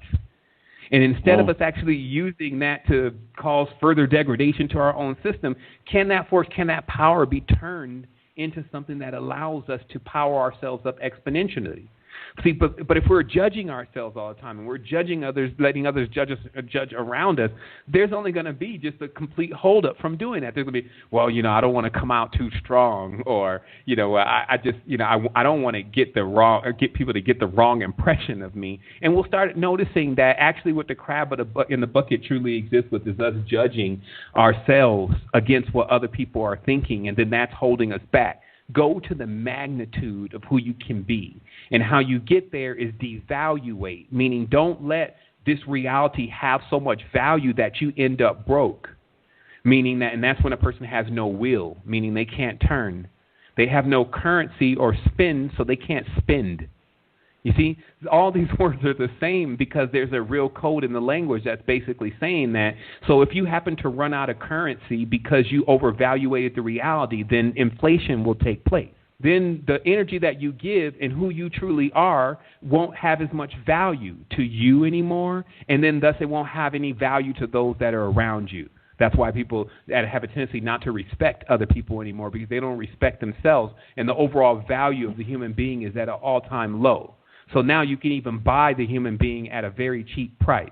And then what I'm trying to explain to you is that as far as your soul is concerned, that there's galactic banking going on, that in the known world, as you're calling physical realities, concepts such as banking and actually holding energy and cells has always been the form of product in the form of those realms. So meaning that you don't actually say that again. Yeah, I'm sorry. I'm gonna chime in real quick. Sorry, the online on the blog is we're going offline. No, online we're going off the blog. For those who are you want to continue the conversation, call the line. We'll keep you online because the Blog Talk Radio has a set time frame that you can use, but you can call and extend the conversation. So just call in anybody. The number is 515-605-9354. Again, it's 515-605-9354. Continue the conversation. Call the line. All right. Let's not let you blank out on, brother. And again, just to let everyone know again very clearly, if you are on that on the internet side of this and it flips over, you will not be able to hear anything after that, and you won't even be able to call in. So if you want to keep hearing the conversation, definitely tune into the number the brother gave. Indeed. All right, so we'll go ahead and we'll continue. So again, what I'm getting across here is because, see, I have every conversation like it's the last one. Like I don't have to have a million conversations with you. You don't got to go to do all of these different things, and now you got to go to level 3, level 4. Like I look to end it all, finish it all in that conversation. So that's why I pour so much knowledge, because it'll just come through me like, hey, okay, you need to let them know about that. Because sometimes when you're dealing with strong people, they need a strong message. Like they need to hear. It's like when you're trying to wake someone up from sleep. Okay, a few things occur, and this is actually what you're doing. First of all, if the person's a deep sleeper, it's going to take you a lot of efforts to wake them up, and then not to mention when you wake them up, they're going to be pissed. When's the last time you woke up a person and they were like, "Oh, thank you so much for waking me up"? It doesn't happen. So too, the teachers have to get prepared for the backlash of what they get when they are trying to bring some truth. Now, see, truth, because it's my act, can always stand with the cosmic storm. So this is actually what you should be having as your foundation. So if you stand on a foundation that's Roman, it's going to crumble. The entire reality that we're actually standing on is already a long dead gone Roman template that did never work and always ended in a certain point. So of course you need to get off that island, off that projection, and actually get on your own. Now, of course, in this, and this is how you also can save a lot of your energy, because a lot of the energy is spent on judgment and hate. And in fact, those are the two most darkest forces that you can ever deal with. So what happens is that we have to see it like this. So then if the whole thing is an illusion, the only thing is the all-knowing, the only thing I'm doing is I'm playing with myself. So I'm in this reality where I'm basically building creations like a dream and a game, and the stuff got a little bit out of control, but now I'm getting my hands back on it. But the thing is, if I keep giving value to those things that are actually in the reality, and somebody's in the background moving dishes or something, so you may want to mute your line just because the listeners will be like, oh, man, all that noise. But I just want to say that. So what happens is that in this reality, we just got to realize once again that when we come to this point, oh, man, I kind of lost my train of thought, just because I know how people are about sound and things. So I just wanted to take this moment and just let everyone know you get to a point where you start realizing that you got to do something in this reality, and you're going to have to do it for yourself. Now, if that happens 1,000 years from now or it happens tonight, it's not going to really make any difference to the whole scope of time. It's just going to make a difference for you. If my eyes close, your eyes don't close. So that means that there's a certain part about what I'm experiencing and a certain part of what you're experiencing that is unique to us as beings. Now, what I would encourage you to do, since truly sky is not even a limit, you can go even beyond. You have all the tools. If we weren't actually in a realm that's always telling us that we don't have what we need, if you have two hands, if you have one eye, 2 eyes, if you have one leg, only until you spend time with people who don't, you start realizing how fortunate you are. So we're in this reality that keeps telling us, well, I need this and I need that. They need to respect me and I need to get my rights and we need to know. You don't need anything more than that library, actually. You don't need actually anything more than Google. And more importantly, you don't need anything but truly your own sanity within yourself to realize the importance of you. See, these ancient cultures talk about that you could become like this being that is hollow. And every single day you live out life as believing that you are actually something, but in all actuality, you're just running off an autonomous program. And you'll know that when it's hard for you to tap back into the moment and say, okay, what's really in front of me? Like, what are we talking about here? Like, I'm talking about your soul. I'm talking about your internal existence, which is going to go on. And I'm telling you about how to get in control of it. And I know because I had to get control of my own. So anytime those kind of rare opportunities present themselves, then it's almost like I'll beat down the door personally to actually get the knowledge because, see, for me, it didn't come this way. Like I went throughout the world in my little world, my little nucleus, trying to find what I felt like would be the answer to this entire reality. What happens when you die? Those kind of questions. And I couldn't find anybody. I met Prince. I met Patti LaBelle. I met different people that would be what people would think is, oh, that's who, you should get around. Those are people moving and shaking. Those people know sometimes less than what we even know is if we're just on a slightly conscious path. So what I'm saying is that you don't really find any avenues of really getting this kind of knowledge. You find abstract knowledge. And then I'm saying my knowledge is better than other people's knowledge, but I'm saying knowledge has to be unified. It must solve something. It must have applications for what we're dealing with right now in this space and time. And what I'm telling people, because a lot of people, they still, though they believe in their spirituality, they got to deal with the money thing. The money thing is directly connected to the currency and the energy moving through your body.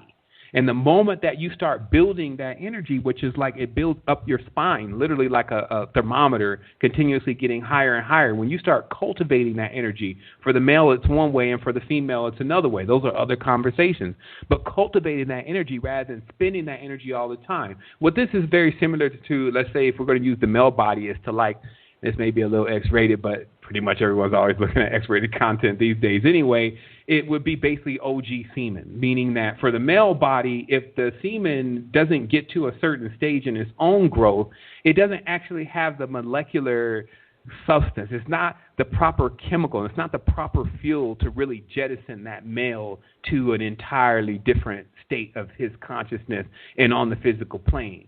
So then he's to work to cultivate that, which you could cultivate it through chi, you can cultivate it through jing, you can actually begin to pull prana through your body differently. And then this is a reward-based system. Like this is not like a burden. Like we do things that are much more difficult every single day. Like it's just being here. So you're cultivating energy that actually allows you to become more powerful so that you can get in control. And some people will call this magic, but it's not as mystical. Like look at the words mist, meaning to put a cloud of smoke all around us. You can't see that. It's basic and straightforward and as simple as it really can be. And that's oftentimes how we don't see it. It's like trying to look at your hand with your hand on your face, and you can't even focus on what is actually written, what's on your hand, if the truth is right there. So, I want to open this time up for people to actually ask questions. And that's going to get us into the latter part of the conversation, and it's going to allow us to touch on all these subjects possibly a little bit more in order to bring further clarity. Excellent. Awesome. Okay, so question. All right, let me look online. Let me see if we can grab some questions. First question. All right, first question we got is actually from one of our customers, the HMU customers. Hello. Everything is going all right. They've been dieting and cleaning the body with parasites, but they have more questions about the dream state as they clean the body. And actually, they have been they tried the monatomic, the mega hydrate from Spirit Tech from the Kuna Matata portal. How does that affect them in their dream state, or how could it better affect them? And specifically to mega hydrate. What's been created, which the formula is still a secret to the guy who actually, he has a formula that nobody knows exactly how he did it. But what he left is he left the 64 panels of a buckyball, which is basically what like a golf ball at Epcot Center looks like. There's certain molecules that look like that. And what they what they generally are is the electrons and the neutrons are paired, and I'm trying to make this as simple as possible. So this means if it goes in your body, it's just going to go in your body and go right out of your body. It's already mated, it's already bonded, so there's nothing that there's no reaction. So what this does is that their panels are actually open. So when it gets into the body, what it does is it immediately bonds and charges things that are in the blood. And then with that process happening, this means that the blood actually becomes more energized, so it actually has a higher energetic potential, and that's already been even seen in a blood analysis after a person has taken megahydrate. And so what this basically is it's fuel. Like, it's actually a chemical component that allows there to be a reaction that goes on within the body that oxygenates the body and then purifies the blood simultaneously. And what that does is it leaves you the ability to actually begin to charge. So remember that it's like a ladder with energy. Energy builds. And that's why I say most of the energy is being drained. Like, this would literally be like, for many people, trying to put water in something that has a lot of holes in it already. The only thing that, it's beneficial, of course, it'll work for you. It does different things. But if you're looking to fly over the moon with it, you need to patch the leaks first, because you'll get to a certain point, and that's what many people utilize the substance for, is to reach that point. You'll get to a certain point, but to get it to do more for you, then you got to patch leaks up that are in other places, and those places reside mostly within the consciousness and in the misconceptions of what we think is reality. So it's like when you start becoming a person that is just like honed in on your spiritual progress and you're not letting anything distract you, you'd already peep that. Because the first part of the whole process, and this is what's funny, like once you start trying not to react, right? Because a reactor, like a power plant, is giving off energy. So that means that in the reality, most of the time, most of the stuff is just trying to get you to react. And many people know what I'm talking about. You literally deal with people, they just want you to react. They want you to blow up or something like that, right? So notice the terms are all the same. So then once you start peeping this out, what this literally says in some of the ancient books is now you're basically showing the hidden being that you can see it. And generally, it will flee at that point. Now, it'll try to come back. They say it generally tries to come back about 3 times before it doesn't even have enough energy to keep this whole engagement going. So what I mean is that, let's say, for instance, something wants to cause anxiety. So when it hits you, every time it gets anxiety, so every time it hits you with a certain thought or a certain idea, a certain sequence that it can cause to happen, then you start getting that anxiety, and then it eats, and then, it's a great relationship for it. So then what happens, let's say, for instance, you start figuring out this is going on. You feel like every time that it's strange, that every time something goes on, that you have to get into this whole anxiety zone, and you just choose to stop doing it. Like, okay, I'm done. I'm drained. I'm limp. Like, you're not going to be able to elicit a reaction from me anymore. So let's say you start doing this. So the first time you start doing it, obviously that's going to seem like a joke. So it's just going to come back around again.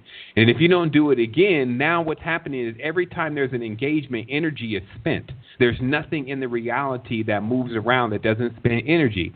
So when it has to come back around for the 3rd time again and it still doesn't get fed, now it's only left with a choice to basically find someone else that it can feed off of. And this is actually what many people are dealing with in their daily lives, that they have to start realizing that those uncomfortable tugs against your energetic field that keep being, whether it's your significant other or, your work, your job, that once you just stop for a moment and just kind of like, we call it play dead. It's literally like, okay, I'm not even like, I can't do it today. That's kind of how I go at it at first. You got to learn how to talk to yourself. So when it starts happening, man, I can't do it right now. I'm so tired. This is like, because what's going to happen is in about 3 days, everything is going to be okay again. But then I'm going to have lost my energy already. See, think about, have you ever noticed that you've dealt with some crazy situations, and when you get the information, yo, blah, blah, blah, just did this. What?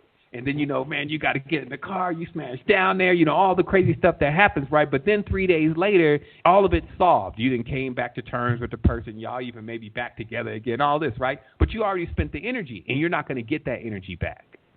So what I'm saying to people is that start thinking before you react, and start thinking about, well, you know what? Does it really need me to react? This is how you start playing with the matrix. And this is also how you start sussing out some of the energetic forms that are around you that you can't actually visually see. But then when you start doing this kind of thing, you notice they'll start causing blunders. Meaning it'll be kind of obvious. It'll be almost silly, almost comical that how certain things will go on to try to enlist the energy, and it won't even be what would normally get on your nerves anyway. So what I'm saying is start testing the fields that of the things that you think that you can't see based on these maxims, these principles about how energy works.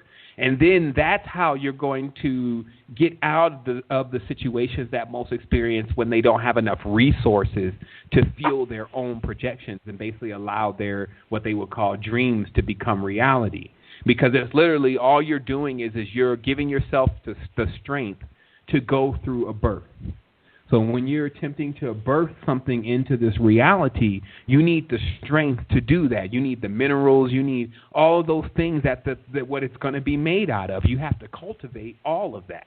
And so this is what puts you back into the driver's seat of being able to do that, this kind of knowledge, because it lets you know where the energy is normally wasted. That would be the energy that you build those things with.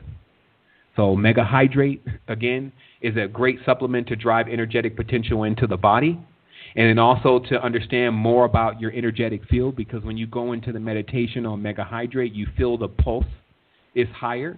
So if you know how to meditate properly, you can look up my whole body breathing video on YouTube, and I talk extensively just about a specific exercise that you could do standing, sitting, or laying down that allows you to drive energy into the body, and then start looking at the body as a design that functions very similar to a car, that every single component that's in a car is actually in the body, from the generator to the engine to all those kind of things. There's a huge correspondence between the two. You know, the central unit, the processing unit on the car, what they call the brain. So all those components, and start looking at the body sometimes if stuff doesn't make sense to you that way. It's like, okay, so if I throw some regular gas in a rocket ship, regular gas in this case would be chicken. You know, if I throw some chicken grease into a rocket, like, I'm not going to go anywhere. I'm going to go down, actually. And that's actually what generally happens. The person starts having more of a lower level kind of persona or overall energetic field around them. And it's because there's no actual energetic potential within what they're eating. Because we're people, we eat light.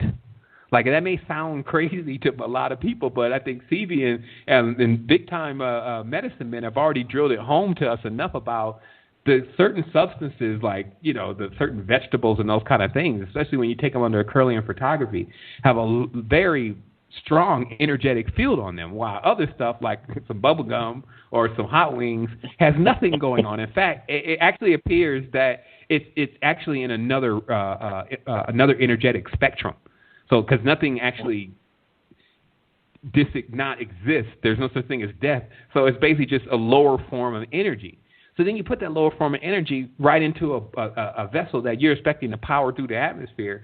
Because the thing is that, see, what the atmosphere in this case would be, notice the word atmosphere, would be it causes the pressure that is in the reality that creates gravity. So what this is that when all these misconceptions that are around the reality that are based on fear, such as time and death and all the divisions and all the failures and the programming and the language and the bad schooling, all that is atmosphere. And it's putting pressure on the entity, and then that entity is having a hard time coping. They call that the crucible.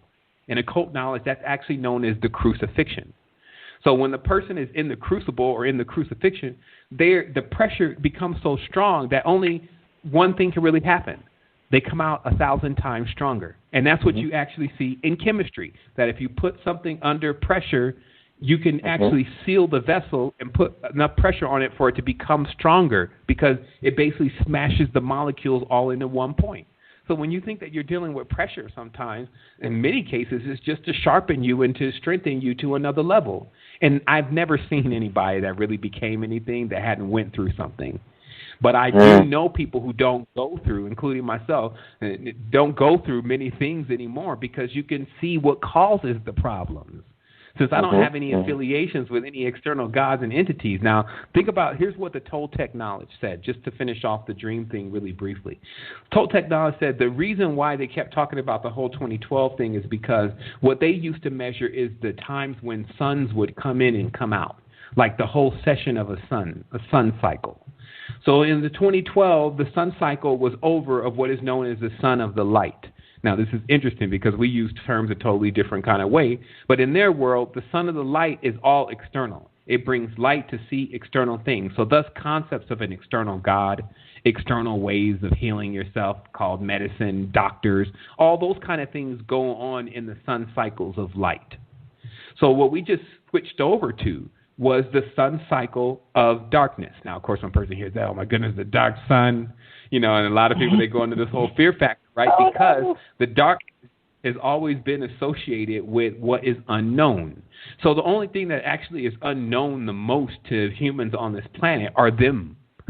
So what the dark sun is the sessions that go on when you have to start drawing within yourself to learn more about yourself. Isn't that what we see going on? And then those earthquakes that were happening, that people even moved to Ecuador, they would try to move to places on the earth where they can survive because they're so external.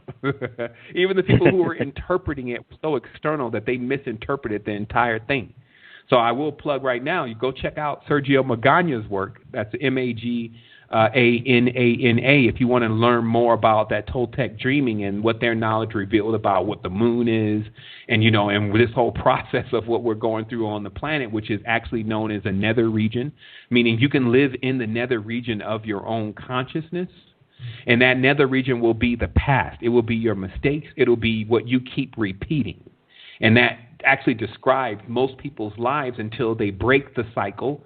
You stop looking in this mirror as that's you and worshiping that person that's right there. Start realizing how you can pull in all the other yous. This is other programs running. This is what you see in the dream where you acting out and you got this other whole character and role that you're playing out. And you even be tired when you wake up. So what are those? Those are other versions of yous that are running. And, again, the reason why a lot of that is not cohesive is because we're not deeply into ourselves and realizing that we're the book that we need to be reading. Right? So this is, and the product of that is that nothing makes sense. So you see the dreams, they're all over the place. You even have to ignore that stuff has some kind of validity. So all of that is basically a product of living this way. And so we have this opportunity now because we will always put in the system. The system is hyper intelligent, a fail safe for when we start demoralizing ourselves and dividing into the point we can't divide anymore. See, remember that the whole thing about physical worlds is based on division. Languages are to divide, meaning language is any language. I don't care what it is. The whole goal of that language is to cut aether. Ancient languages do it a lot better than newer languages. What I mean by cut aether is when I say a cup, you don't bring me a car. You don't bring me a seat. So when I said that, I just cut through the aether of your consciousness and describe something that you also can relate to. Now, of course, that's done in a very weak way now because it doesn't have really applicable use. Bring me the drink. This doesn't seem like power to us anymore versus back in the day when it was da, and then all of a sudden some stuff start materializing, and then bam, there it was because, it's a whole different mainframe. And if people think that this is a game or that's a joke, you got to go and study and look at it for yourself. Like, not everyone is dumb. Like, when we live in a reality that basically doesn't have common sense, it starts making us think that we've been on this path of not having common sense for ever. And that's not the case. Because when we go to digging up the past, we start seeing that actually the further we dig, the deeper we get into some kind of real truth. And so this is how everything is. But we first have to mine ourselves. That's why you can take all the stories internally. You got to get the Igigi to park the ship over the top of your pineal gland and get ready to descend so they can mine the gold that's there. Because on your other planet, there are two suns, meaning there are two gods, and they're always warring day and night fighting for your energy. So you could take any story, double brain Yakub being that ultimate side of yourself that's so logical that you even conjure yourself out of your own greatness. And then you've actually created your own enemy, and your enemy is now ruling over you. See, all of these things, if you have real knowledge, if your will turns, that's why I said, see, this is like phi. That's why they use the pentagram. They show you the pentagram in magic because it's a mathematical symbol for the equation that is used to calculate how things are created in physical realities, known as phi. Then we know phi is encoded and pi is encoded in the pyramid. But if we're still thinking that, let's say, math is a white thing, we won't even know what pi and phi means and still have a problem with why we can't control the reality around us. And then some people will even then go to the next day and say, you know what, I don't need to control the reality around me. See, that's when a person takes offense. To me, conspiracies are actually when a person is taking offense to something that they can't control, and they still want to make it external to them, so they want to go blame something external that can't even hear them, by the way. Because most of the things that we complain about, it's not even like those things even hear us complaining or even care. So why am I even wasting my energy? I will want to put my energy into becoming powerful. And to do that, it's as simple as making me the central character in the theme and starting to heal myself by feeding myself the energetic potential. And it's all so vivid because every time that I want to take a bite of something, I start looking at, well, how much energy is here? Is this going to be mutual? And I'm not saying you have to go and run around like a rabbit all day and just eat plants. Remember, there's the entire spectrum. We eat air, we eat light, we eat minerals. Those are higher forms that are easily purified. So how I can explain that, it's even for me to purify a vegetable or to purify an animal, it would be almost impossible because the spaces in which the purification only means how much of it only is there, is impossible. There's so many chemicals and bacteria and elements that are inside of plants and also inside of animals that constitute their being, meaning that it's not a good or a bad thing. If I put that into my body, which I do, I'm a vegetarian, but I have eaten meat before, there's still only so much energetic potential there. But if I go and take a piece of titanium or a piece of silver in monatomic form or in colloidal form, I can put that into my body, and then my cells eat that. My cells don't eat chicken. They eat metals. Because there's a part of us, and that's the noble side. That's why I say nobles don't react. That's the noble side of us actually eats gas. See, air is a form of gas, and we need air to survive more than most other elements, right? Like you can go a longer time without food than you can air. So you're a gas eater too. So when you start realizing that this whole thing, and that's what they call it communion. Communion means that there's a bunch of life forms around you that are all feeding and eating, and you're connecting, and you're even having a relationship with them, and you don't even know it. And what our ancestors were doing is they were discovering more about that relationship, and because that was allowing them to discover more about themselves. So it's like saying, metal or gold, tell me more about myself. And they say, well, you can conduct. Well, you exist throughout the cosmos, but we need to synthesize you, or you're poisonous, meaning that you can't just eat raw gold. You have to take it through a process of synthesis.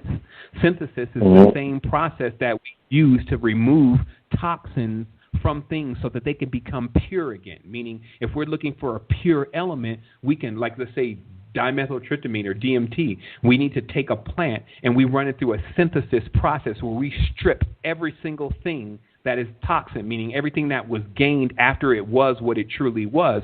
We can take it back to a chemical state to where it becomes what it was first. And then it becomes a certain type of crystal, which is pure light. So if you notice, most things that are very powerful, including sugar and salt, are crystals. And when you purify something, generally it becomes white. And this is, of course, where that whole black and white is better than black thing came from. But then they failed to realize that all of it was sucked into a vacuum of a void that was a complete darkness, and that one would need to try to leap through the chasm in order to find another existence.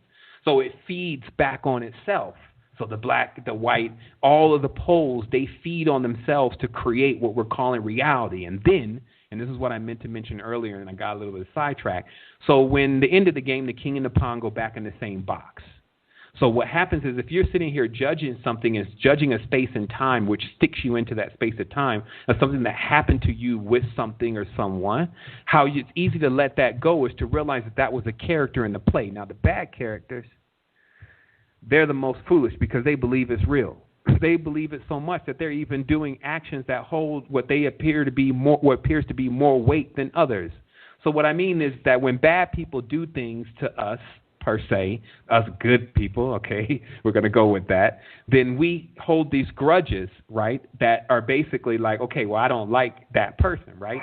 But see, since all of this whole thing is an illusion, it's basically a play that's being constructed for you to come into awareness of yourself. That means at the end of the play, how am I going to just thank the hero in the play? Meaning back in the old days, if we're watching a skit go on, right, and this is supposed to be a good one, right, when all the characters come out, there's going to be the villain. See, they have these stories. They show you actually, and there's books that teach you how to write stories. The antagonist, the protagonist, all the components that you need, right? And that comes from sitting around a circle in ancient African tribes when they're telling stories as metaphors. They include different characters. There's always a Set. There's always a Ra. There's always a cognate of those things because those are needed to create the story.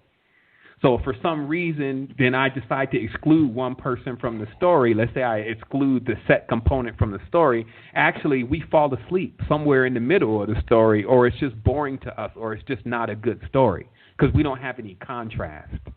So then the ones who want to jump out there and act all bad and be the most craziest and to get the credits that they are trying to get, right? Notice how all this jargon, scripts, characters, all this kind of stuff is like a movie. So the reality is basically a movie running out where you can either star yourself as the actor and the character, or you can just be an extra. So what this is really, again, saying to us is that at the end, though, when everything gets up on the stage, I don't care who it was, I'm just going to applaud. Like, yo, you was acting, man, you was killing that role. Like, you was a killer. And, but that person will still remain stuck in that role because they believe it's so real. Versus the person who it's actually happening to reaches a state at a certain point where they begin to realize, you know what? It doesn't even affect me anymore. See, if you've had people, you can even see this in warrior monk martial art. When you keep getting hit over and over again, after a while, you can't feel pain. And this takes you to this other threshold of realizing that pain is not even real. See, so if we weren't so busy, again, trying to make sure that everything is a cotton ball that we're riding on top of this cloud, so everything is all irie so we could just go to sleep again and realize that actually we are warriors on a plane to where we create as we speak, then, it would be more exciting for us. You would find that there would be an actual conversation with the guy you sit next to on the bus every morning, or there would be something cultivating. And here's another thing. Think about, again, the power of the dream world and becoming a lucid dreamer literally means that I don't care what a person's position is in the reality. If you have control over your dreams at night, you're king, you're queen. And this is lucid dreaming is not something that's should be accredited to just something so mystical. Anyone can do it. You just need to know how to focus more on your dream and how to start preparing the dream. Meaning, when you go to sleep, that whole process of you actually going to sleep there should be almost like a ritual taking place. Meaning, you're basically setting your ship in the proper configuration to get ready to travel. And this just being more conscious about, okay, I'm going in the dream, I'm the controller of the dream. Like the guy on Dune, reaffirming, I reaffirm to myself is all powerful. I reaffirm my affirmations of power because I am the power. So it's almost like what you're doing is you're basically hypnotizing the monkey mind. The mind is basically functioning like a computer. So when you start feeding it data over and over again, it just starts going with that. And that's what I was saying. Like, you can hack your consciousness by, if every single day you forced yourself to go do something, like go out, hike, go jump off something, go and, you just forced yourself. Even if you say, I don't even like to do that, but just force yourself, just drag yourself. After 22 days of doing that next day that comes around, you're not going to go back and just go lay in the house again and chill out like, okay, I tried that, it didn't work. No, you're going to be like, man, I got another thing that I need to go to. It's going to switch things. And this is just how we function. These are hard-coded mechanics that have really nothing to do with, things that we can't obtain and things that we can't achieve. So, if there's, we can go ahead and take some more questions. I'm not sure if I want to take some callers or anything, but remember, I'm open. Okay. I talked to Brother Usiku. If you have any callers ready to come in, you can go ahead and start asking to do what they need to do with the tone to bring themselves in. But I have another question here that we got off the line. It is, can geomagnetic fields affect your dreaming? If so, how?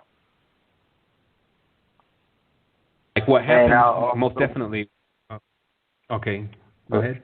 Brother Usiku, if you will, whenever you like to, chime in whenever SEVAN is done with the next question, feel free to call in, or if they're calling, or if you have all their questions online in the chat box, let me know. But again, the question is, can geomagnetic fields affect your dreaming? If so, how? And I guess how to protect yourself from it.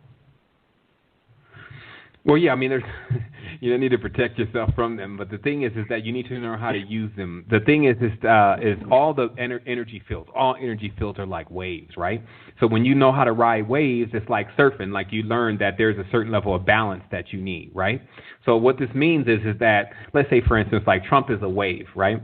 So if this wave comes and people don't know how to handle that wave, then they just get flattened. They just get knocked off, right? And that generally is by giving more energy to it and just talking about all the bad things, right? But if a person would look at that as a scenario like, well, since they even bought this guy into the office, that means that anything really goes, I better get myself together because this has now gotten too serious. Then they've actually used that scenario, that wave, to propel them to getting serious and getting into what they need to get into. So it's worked for them in a positive, if you may, in a positive way. Okay, so we can do that with anything. So any other energetic force, and let's say in this case geomagnetic fields, this gets us a little bit deeper into what we see going on the vault, meaning what we see going on in the heavens with the stars.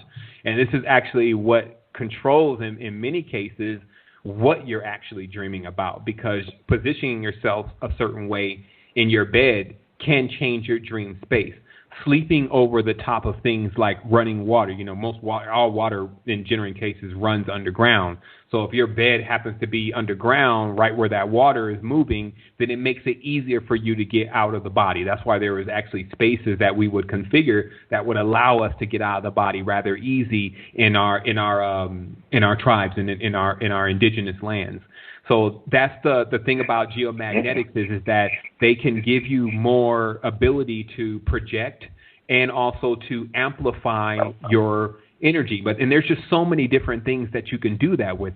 Seeing that all is energy, and this is literally what we're looking at this point. And they tell you that, of course, in science and physics, it's all energy. But we also don't realize sometimes that, okay, well, if it's all energy, first of all, that means there's no scarcity of energy. And that also means that anything can be turned into an energy. And so that's what I do. I think in Chinese they call it the Wu Wei. It's basically using energies in your favor rather than to work against you. So anytime that I see an energy moving that is moving like it wants to work against me, I configure myself a certain way in order to allow it to power my system. And then obviously those kind of energies, if they have some kind of sentience to them, they generally move on because they thought that they were dealing with the same scenario where they can just extract energy. So this is a time that we can start exploring our houses. Like, it's kind of obvious if you're living in a high rise and you're off the ground that your spirit is going to have a hard time what we call unpacking. And this is just because there's nothing to actually ground to. So getting a grounding blanket, which is a blanket that is weaved with silver strands, and then you plug it into the ground that's on your power outlet, that actually helps a lot in grounding the body and getting rid of the static field that is around the body that can become disruptive, which is called I believe it's a positive ion, because the negative ions are good for you. The positive ions basically are radicals. They send the energy into like a chaotic field. So, these kind of things, it's just studying your environment and obviously getting closer to nature, like realizing that we literally need to do an entire reintegration, most of us, with nature, because nature seems now boring. And this is because we're feeding on another energy. A lot of times people will go and they love to hear the crazy stuff from the CNN, and they love to dip into the World Star Hip Hop and those kind of avenues because they've now become addicted to that kind of energy. But remember, that's what those energetic forms that can sometimes come into agreement with other energetic forms around your consciousness through holes and leaks and even oaths and pacts that you've created with other things, and then they all of a sudden you prefer a certain kind of energy that is not actually fueling and powering your system. For me personally, I like a well-balanced palette. Like, I don't always just go for what is everyone perceived to be good and what is perceived to be bad. That's only 180-degree turns, meaning that good 180 degrees is evil. So you generally, when you're looking at anything, it can always be seen in those both ways. Power can always be used to do different things. So, that's why I don't really turn anything down when it comes to knowledge. I observe it, and then I see how it fits into the blueprint. Okay. Awesome. All right, well, we have Brother Siku. If you would like to, if you have any callers on the line waiting, I'll wait for your response.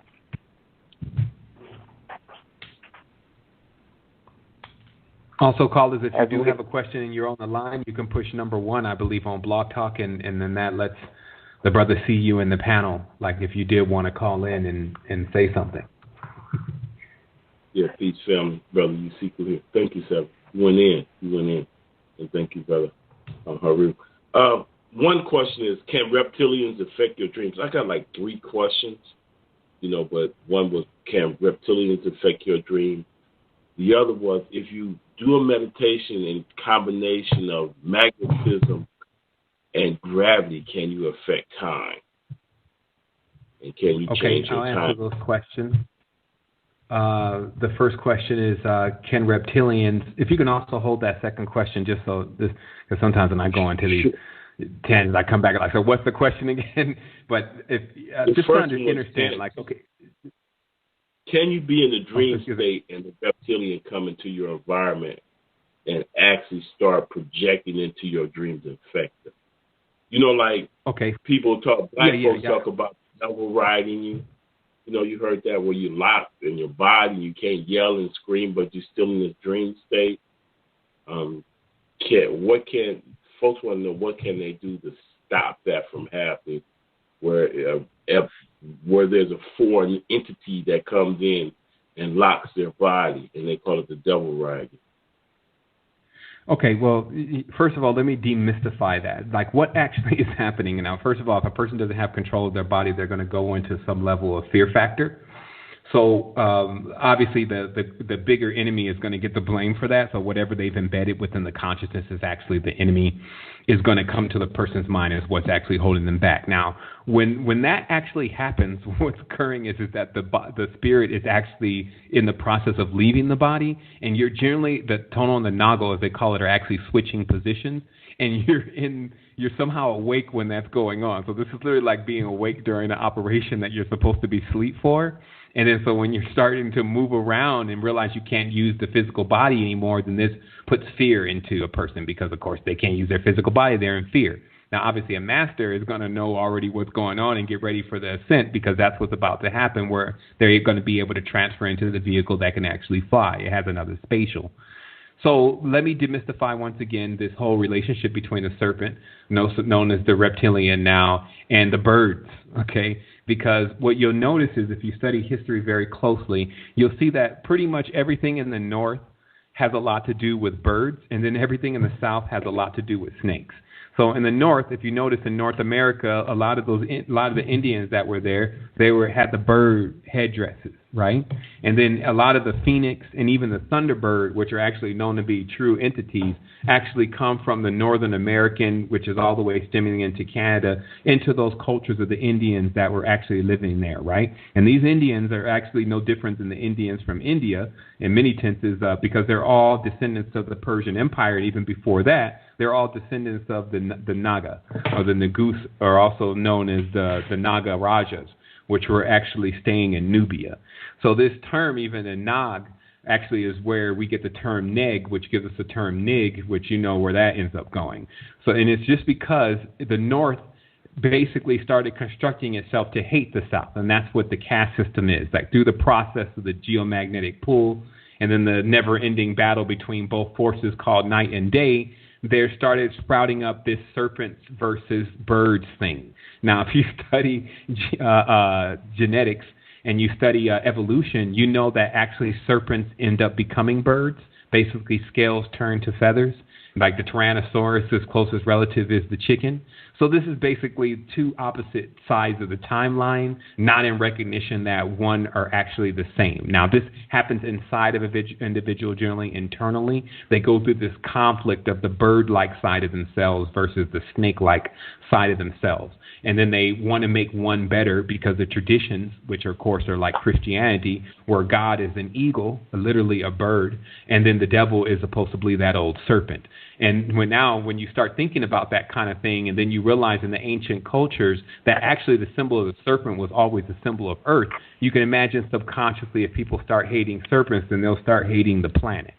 So then this gets us into the truth about the matter, and that's basically that to say every single snake is good is just as crazy as saying that every single human is evil. It just doesn't work that way. There's actually the Indian text spent a lot more time in categorizing how many different life forms existed, especially in the nether regions, such as the Nagarajas or Vasuki and Tashaka and Shesha, and these are basically terms. There's a little feedback on one line that's still open, but these are basically terms that were given to entire lineages. Like even if you look in Ethiopia today, one of the greatest titles that are given is the last name is Negusi or the Negus, and the Negus actually means the chief of the Naga, right? And then the Negusi actually means the king of the kings. So all these terms, once again, are still the terms that are even being used within the more bird-like cultures. So the reason why I had to clarify that is that when a person has a misconception of other entities, again, all itself, then what they can do is start to create these darker forms and animate these darker forms of entities that are eidolons. They're just their ideas that are being manifested now into reality, especially when they're in the space that they would normally do that anyway, which we call the dreams. Excuse me. So what I'm talking about here is that understand the identity. Before you become a hater, you need to demystify what it is that we're hating. Because when you start to demystify it, you'll start seeing that you're hating yourself and you're being encouraged to hate yourself. And any energy such as hatred, jealousy, envy, all of those are netherworld forces. So they're always going to pull you into that region. There's no justification for it. The stories themselves, most of them are not even known. Like a lot of people don't know why there's a battle, back and forth battle between the melanin dominant and the melanin recessive. And it's because that back and forth battle is the same that goes on a chemical level when two different forms that are opposites, one negatively charged, one positively charged, are coming into activity with one another, and that creates fusion. And that fusion actually creates disruption. So the thing is that that's how I see all of this now, is I demystify.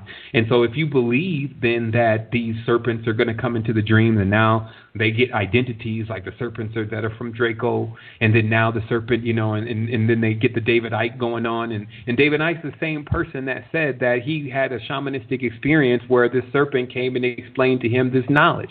But he still maintains that he's basically a person that hates these serpents because he believes that they rule the world and that they're holding humanity back. So to me, these are stories for kids. Like whether it's a snake, it's a reptile, whatever it is, there's nothing that has more power than me. And that's also a valuation thing. So of course, then if we're in a reality that is constantly debasing us, remember, this is Welfenschaunkrieg. That's how you pronounce it. This means the German action of debasing the populace, the Prussian action of debasing the populace through education, or what is known as education, which is entrainment. What does this mean? This means basically that you're taught that you're a wretch. You're taught that you need degrees in order to actually be smart. And the interesting thing is then they tell you that basically look at the systems of knowledge, the bigger the words, supposedly the more intelligent you become. And truthfully, the bigger the words, the more confused you actually are about the meaning of that word. And thus the confusion you will maintain with the meaning of that world. So every single word creates a world. And when we give those big giant words, then trying to think that we're so much more smarter than everybody and that we're all into that, basically. So that's the world of division. And this is why they call the gods of this world generally Deus, Dios. All these words mean two. This means when you literally have split from yourself and you set up another opponent for yourself so you can go into this back and forth battle. So that opponent could be the other race. That opponent could be some snake. That opponent could be the bird. But actually, in truth, you're the one that's scarring up yourself. Because if you hermetically seal yourself, remember the actual state that the body is in is hermetically sealed. This is why somebody can't just go putting their nasty hands inside of your stomach without getting you infected. This is why you can't catch a bullet and generally not have to patch up that hole or that wound. As I say, hey, put pressure on that wound. And this is what hermetics is. It's to put something under pressure in order for it to remain contained and sealed. So this is the kind of reality that we're actually living in, but we've opened ourselves up to many of these mental viruses and mental infections, and they've gotten inside of us, and then now we don't know what's causing what. So to get to a conclusion to the question, what's happening when you lay down and you start feeling the paralysis of your body is the tonal and the nagu, and you can study Sergio Magana's work to learn more about those two characters. This is basically the sun side of yourself and the moon side of yourself are now switching shifts. And then one comes into power and the other one goes more into the dormant stage. This is why, and I was even thinking about this today, why is it when you go to sleep, you seem to recharge? And I ask the question again, why is it that when you go to sleep, you seem to recharge? What is it that you're doing so much that when you're awake, that is like causing so much of an energy drain? And then when you go to sleep, what is it that's being restored that allows you to feel like when you wake up, you're ready to go at it again? See, it's sometimes perceived the wrong way. We're not going to sleep because we need rest, because we're too tired. We're going to sleep because one shift of our body is over and another shift is attempting to move in. Because other than that, a person would be able to sit down into a non-dormant stage and not do anything and just stay there with their eyes open, and they would feel like they were recharging and ready to go work again. But that's not what happens. They need to close their eyes. They need to shut down their a certain part of themselves. But still, again, if you think it's the organs are working while you're asleep. If you think it's the brain is working while you're asleep. So they're not actually getting any rest. So what's going on? What's going on is the transfer. So this is why in these books, in this Toltec knowledge, which again is Kemet knowledge, deep knowledge, what it's saying is that the power that you're looking to achieve is when you balance out the tonal and the nagu. You force them into becoming one. Then you don't actually sleep anymore. You're basically like a dream warrior, day walking character. Every time you get into the dream, it's like a continuation of your waking reality. The waking reality you often dream of before you walk into it because it's actually slightly behind the dream reality, as we talked about earlier. So this means that kind of person would predict the future really easier, what most people think is the future, which is the past. Remember the way that clocks are running. They would be able to predict the future, so they would know what's going to happen the next day, and that gives you foresight. Now, that doesn't give you the lottery numbers. You're not concerned about those kind of things. Only thing that the ancestors were doing with understanding the stars was understanding themselves. That's why they looked at the stars as their ancestors, because when they can pinpoint where they had come out in that whole star system, because they knew the meaning. See, the code in the sky is like a braille disc, right? And we only see a small fraction of the stars now, especially because of light pollution. But that braille disc is basically the encoded program of the cycle of the entire world. This is like common sense, especially when we look at astrological events. We look at the sun and even the moon being able to govern time, govern when plants wake up, govern morning wood, govern all heat, govern all these different things that are mechanical creations or chemical reactions within our own consciousness. So that means that if we knew the whole thing and what everything did, not just what the two main stars do, which is the sun and the moon, but the whole thing, then somehow we even knew where we were in that, we would know what was coming next. We would know what happened before. And when you have that knowledge, you can project yourself to any point in time. So when you have total access to your consciousness, you can project yourself even through your dreams into any space. So this is called a Time Lord. This is basically when you start going back through your dreams to significant parts of things that happen in your life, and you either cut the dream. This means you pull all the energy from that part of that scenario that happened in your life, so it dies truly, and you won't remember it anymore. You won't act like you remembered it anymore, or you reseed. So this would be basically, let's say, for instance, if you got into a car accident and your leg got messed up. This is how internal healing works. You go back in, you go into the dream, you go back to the moment of the car accident, and then you freeze it. You then pull all the energy out of the projection. Basically, you can pull all the light and all the energy out of the projection, and you can pull it within yourself. So all the energy that was lost in that moment is now back in your body. Then you wake up, and then you'll notice after a short period that you won't have the effects of that pain anymore. Now, this can happen with molestation. This can happen with anything that's occurred that's become locked in your chakras. Because remember, the chakras develop through your ages. So when you're 1 to 7, the root chakra is being developed. So anything that happens between 1 to 7 years old is in your root chakra. Now, after 7, and we're just using theoretical numbers here, after 7, it seals itself. That's why I say, your chakras are sealed. It seals itself hermetically. It closes itself. It's like saying, I'm complete. This is my disc. This is my past. This is my history. This is my foundation. So when something happens that's inside of that disc that is basically causing some issues, like I said, when we look at one star, we see it's wobbling and off balance, and we can then gather that way. That's why I'm sick. It would be like looking into your chakras and saying, yeah, when that happened to me during that time, I never healed from that. But how do you get back to that space and time? And this goes into the next question. So if I asked you what is the speed of light, then you would be able to tell me. But if I asked you what is the speed of time, then you would not have an answer for me. And this just means that we haven't done enough research, or we're researching the wrong thing. Now, we know you can break the speed of sound, and they call that a sonic boom. You can go to YouTube and see when something breaks the speed of sound. So this means that if there is a speed of sound, then there's a speed of time. So if we knew the speed of time then, and we could move at that speed, then that would mean that we will become time travelers, because we would literally be moving at the speed of time. But, of course, that seems like a fantasy. It seems like a movie that's made only for science fiction. But the truth is we actually do have a vessel that is capable of time traveling, and we call it the body. Now, the reason why we know it can travel is because even if I asked right now, if we're going to go 10 million miles from here, if we took the fastest vehicle, it's still going to take us some time to get there. We can take an A-10. That's probably one of the fastest land-moving or sky-moving vehicles right now, but it would still take us a certain amount of time. But if we knew our destination, we could go in the dream and get there immediately. But notice the key here is you need to know the destination. So this is where focus comes in. If you don't know what you really are trying to get from this mainframe, then you're not sending in the right program. It's like you're just basically sending in fuzzy data into a system that's rejecting the data as a syntax error. This is what happens when a person starts moving on their own intuitions and not understanding or understanding, as I call it, matrix mechanics.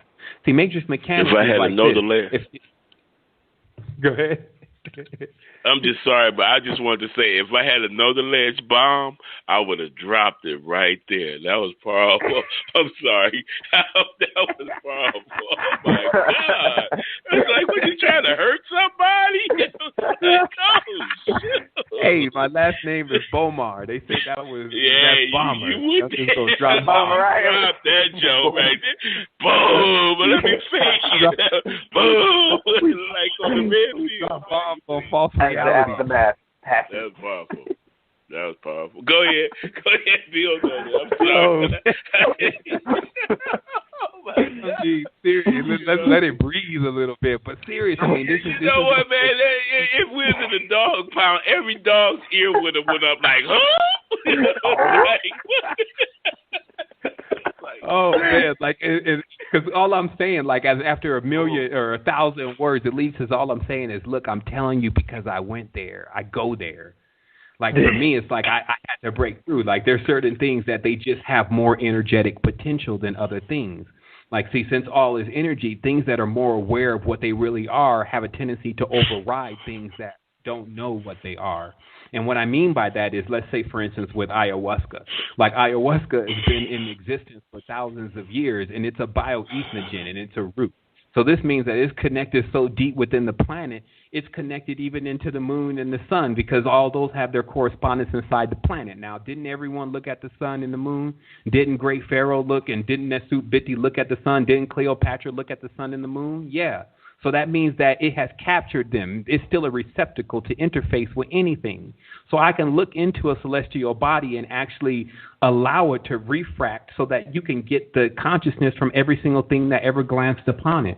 So this is a big thing. This means that what we literally have in front of us is we have the ability to access all knowledge if we weren't so busy being distracted. So no wonder why. See, this is the only thing that was allowing me to answer the big questions, because I was sitting in rooms with big questions at a certain point. When they put you behind them bars, you don't got no choice but to actually start asking the real questions if you have any sense about yourself, if you have any tact. So the thing is that, you know, when I'm in a situation, like, I'm not going to give up on myself, and I'm going to start realizing more and more of myself. And then when I do that, then I realize more and more about you. And then if I'm doing what I'm supposed to be doing, then I'm coming back and I'm bringing the knowledge, just like if we went out hunting and gathering, and I'm bringing you back something that I can't eat all this. Like, this kind of knowledge has no application for one man alone. Like, this is big. And see, but at the same time, I'm actually in a point now where I'm like, yo, whatever's going to happen is going to happen as long as I do my best. And it's going to be timed perfectly. So when I say, when I jump on these joints, it's like, man, I try to look, and I wrote the whole list out. I was like, well, this is what, because it's always there. Like, there'll be people listening to this, hopefully 10, 15 years from now, if we haven't moved on into another system, and then it'll be right on time for them. I never met a person that wasn't serious about getting some knowledge and getting some expansion and getting to another level that didn't get it from invisible help. Literally, so the thing is that if you're getting help, sometimes you have to kind of like still test the water. See, the thing is, there's nothing wrong with this. Stop the good and bad. Stop hating yourself. Stop hating on yourself. You have to make a sober estimate of yourself every single day so that you don't imagine that you're more than you really are. Because then if you do that, it has the effects of like AA, but not admitting that you're an alcoholic. You literally imagine that you're more unless you can't receive anything. So that's why I was saying about nullifying your character, because it's easy for me to devaluate the entire existence that I've had here into a minuscule that is as small as a grain of sand in order to inherit something more, because I'm not carrying a huge bag on my back talking about I'm going to heavens. Like, if anything, with a big bag on your back and a lot of weight and a lot of habits and a lot of things that are dragging you down, you're going to the netherworld. Brother, okay, I think we had a little I'm still here. I think we had a little disconnection for a minute. Okay. I got somebody been holding for 40 minutes. Can we take her before they? Well, let's do or it. Him? Yeah. Okay. 803-312. Welcome to the Ringstone Network. You're on with Brother Haru and SEVAN BOMAR. Peace. What's your question? Greetings. How's everyone? Perfect. We're good. Good. Awesome.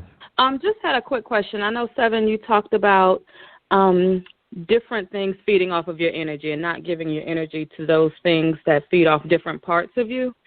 But it seems like the further getting into like my spiritual journey and trying to help other people through their spiritual journey, that those energy feeders, so to say, get bigger and greater. What are some things that you would say would be good to help combat that, or even the type of mindset going into this, knowing that that's the case a lot of times? For sure. You know, it's really about getting your arsenal together. Every person that works with healing knows that they must combat sickness, and that is a real battle. That's why they call them warriors. So we must get familiar, if that's our work, to deal with people that are sick, how to deal with situations that that encompass that. So, for instance, like I used to really get close to people that were coming to me for help, and somehow in that process I was forgetting that they were sick. So then when they would do something all crazy, I would be so vulnerable in the scenario, I would be just blindsided by the whole thing. And then I would get checked by my higher self and say, well, I don't see what actually happened wrong here. So I'm like, what do you mean? Notice I have a really good relationship with myself. And then it's like, well, they said they were sick in the beginning, but like somehow you just kind of went into the normal thing, like just being their friend and just helping them, but you didn't ever isolate their sickness. So what happens is sometimes you need to quarantine yourself, literally putting yourself behind certain barriers to certain things can't be reached. So I don't let people into my holiest of holies, which is the inner sanctum of my own consciousness. That way, if they piss me off, then I'm not really actually affected because they weren't down that deep anyway. But of course, if somebody is already under in that area and you just now start learning about this, like mom, then it makes for a whole different kind of scenario, or dad or the kids or whatever. And that scenario generally has to do with now, because they're in that part of our heart. Either we can do surgery and try to remove it, which may cause the loss of our own self, loss of the patient, or we go into that battle. Now, when you go into that battle, energies are vibrations. So most of the time is that people that have issues, see, when I try to point out these things that are around a person, it's almost like you have to even see it as their actions, their own actions, but now you're capable of seeing what those actions have created as a separate thing. And the reason why that I want to put it that way is because there's nobody that's not doing at least a small fraction of what they often complain about. It's just when they're complaining about it, it's at such a high magnitude that they don't even recognize it as that same hatred that you have is actually the same hatred. It's just on a different level, but it's that same hatred that this person has. So what I do is I go in with energetic potential. I'd like, okay, well, let's just flood this place with light, if you may. Let's flood this with higher, full spectrum light. I'll say it like that, because some people think light is white. I guess because they rhyme or whatever. But the spectrum, the light is a full spectrum. So I go in there. Well, let's go in with full spectrum light here. And how I do that is that I take the highest levels of all those energetic ranges, and then I bring them with me if I'm going to go do something. So what this means is that now, first of all, I'm going to attack the environment first. So this means a simple diffuser, meaning the thing that $20 that generally mist all the oil scents into the air, a simple diffuser with citruses inside of them. Citruses, because see, what citruses are higher vibration. I mean, that's why they have that kind of effect. They embody a lot of light. Because remember, everything here is storing light. Trees store light in their bark. That's why the bark is very powerful. Trees store light in the roots. That's why the roots are so powerful. They have medicinal properties. So it's the same thing with the citruses. The citrus, as you see, is related to the sun and things all the time because it brings that kind of energy, like it perks you up. So when you come into an environment, before you even say something to somebody, like sometimes I come in there with the sage or the Palo Santo or the diffuser burning citrus. Now, of course, some people can be like, man, what are you doing? But, you know, it depends on what kind of battle you're dealing with, because sometimes you can just sneak this stuff into the reality and people they like it. It's like, okay, I'll do that. Here's another pointer. When you're with your house, see, when people are coming in from outside, especially if they're wearing their shoes, they're bringing in a lot of stuff. So there has to be also like some kind of like literally checkpoint where they get like basically debugged. I don't know what you want to call it. They get the energies get removed in simple sage, because see, these are trees that are allies to humanity. When you see these trees on the other realm, it's like they're very powerful and they connect to a lot of things, and that's why the ancestors, and that's why in these shamanistic traditions they're so connected to certain trees like sage, because sage comes in there and basically clears up dark energies. Now, its version of clearing up dark energies, though, if we study it deeper and if we experience it deeper, is not, I'm going to kill this dark energy and like there's this huge war that goes on. That's a part of our imagination. What goes on is actually a healing, where a more powerful, more, let's say, collected, more perfected version is showing that this is what you can achieve. And that's basically what's going on in the background. So look for those kind of things in order to remove energies out of environments when you're dealing with people. And then also remember that if it's like a battle thing going on with knowledge, it's often better, instead of telling someone about how crazy their religion may be or their beliefs may be, it's often better to go in on something like their diet. Because what happens is that if you start immediately offending them with, you know, what their belief is, it doesn't matter anyway what you're saying. They can't process what you're really saying about higher levels of consciousness with a dirty body. So it's better to, you got to have a strategy is what I'm saying. Like, I've never seen a warrior launch out an attack on something that didn't form a strategy, right? Not any good warrior. So sometimes when I look at a person, if I'm intending to do some work, I'll actually go in. Like, I don't got to go right away, but I'll look right and I'll be like, okay, so what are we working with? And I'll pull as much data as I can that I can connect my at to, like even the person's zodiac, look at their life path, like study life path numbers. Because when there's certain, until a person starts moving in mysterious ways, most of what they are is already written. And I'll say that again. Until a person starts moving in mysterious ways, most of what they are is already written. So you can go and read that and then realize, oh, I'm dealing with a number 2. Number 2s are like this. And then you know what not to say to a number 2 if you're looking for any progress. And now this is why the real healers are not healing from an egoistic standpoint, because ego has the person in there basically trying to win a battle. Like basically in there trying to get from the person, okay, you're right. Now, that's not what ego's looking. That's what ego's looking for. So, but what you're looking for when you're looking to do some real healing is success. It worked. I'm finally able to love this person and care for them. They're seeing what I'm really about now because this experience that I took them through. And to accomplish that, you need a plan, and you need to know the environment, and you need to calculate those kind of things in order to have success. Thank you. Yeah. Welcome home. All right, so. I'm sorry, they're getting ready to drop us. We got like 3 minutes, and I'm sorry. Hopefully, sister, that's what I thought. We don't disrespect it. Seven, come back next week and finish this up if you want to. I'll leave the date open, or a date in 2 weeks or 3 weeks, and then you can come back and finish it up. It's very deep, and we don't have to do a bio, just get off into finishing it, because that was powerful what she gave us. But we only got 3 minutes. I appreciate you. Give your information so my people can get in touch with you. And also, Brother Seven, here in Columbia, South Carolina, we have a strong conscious community.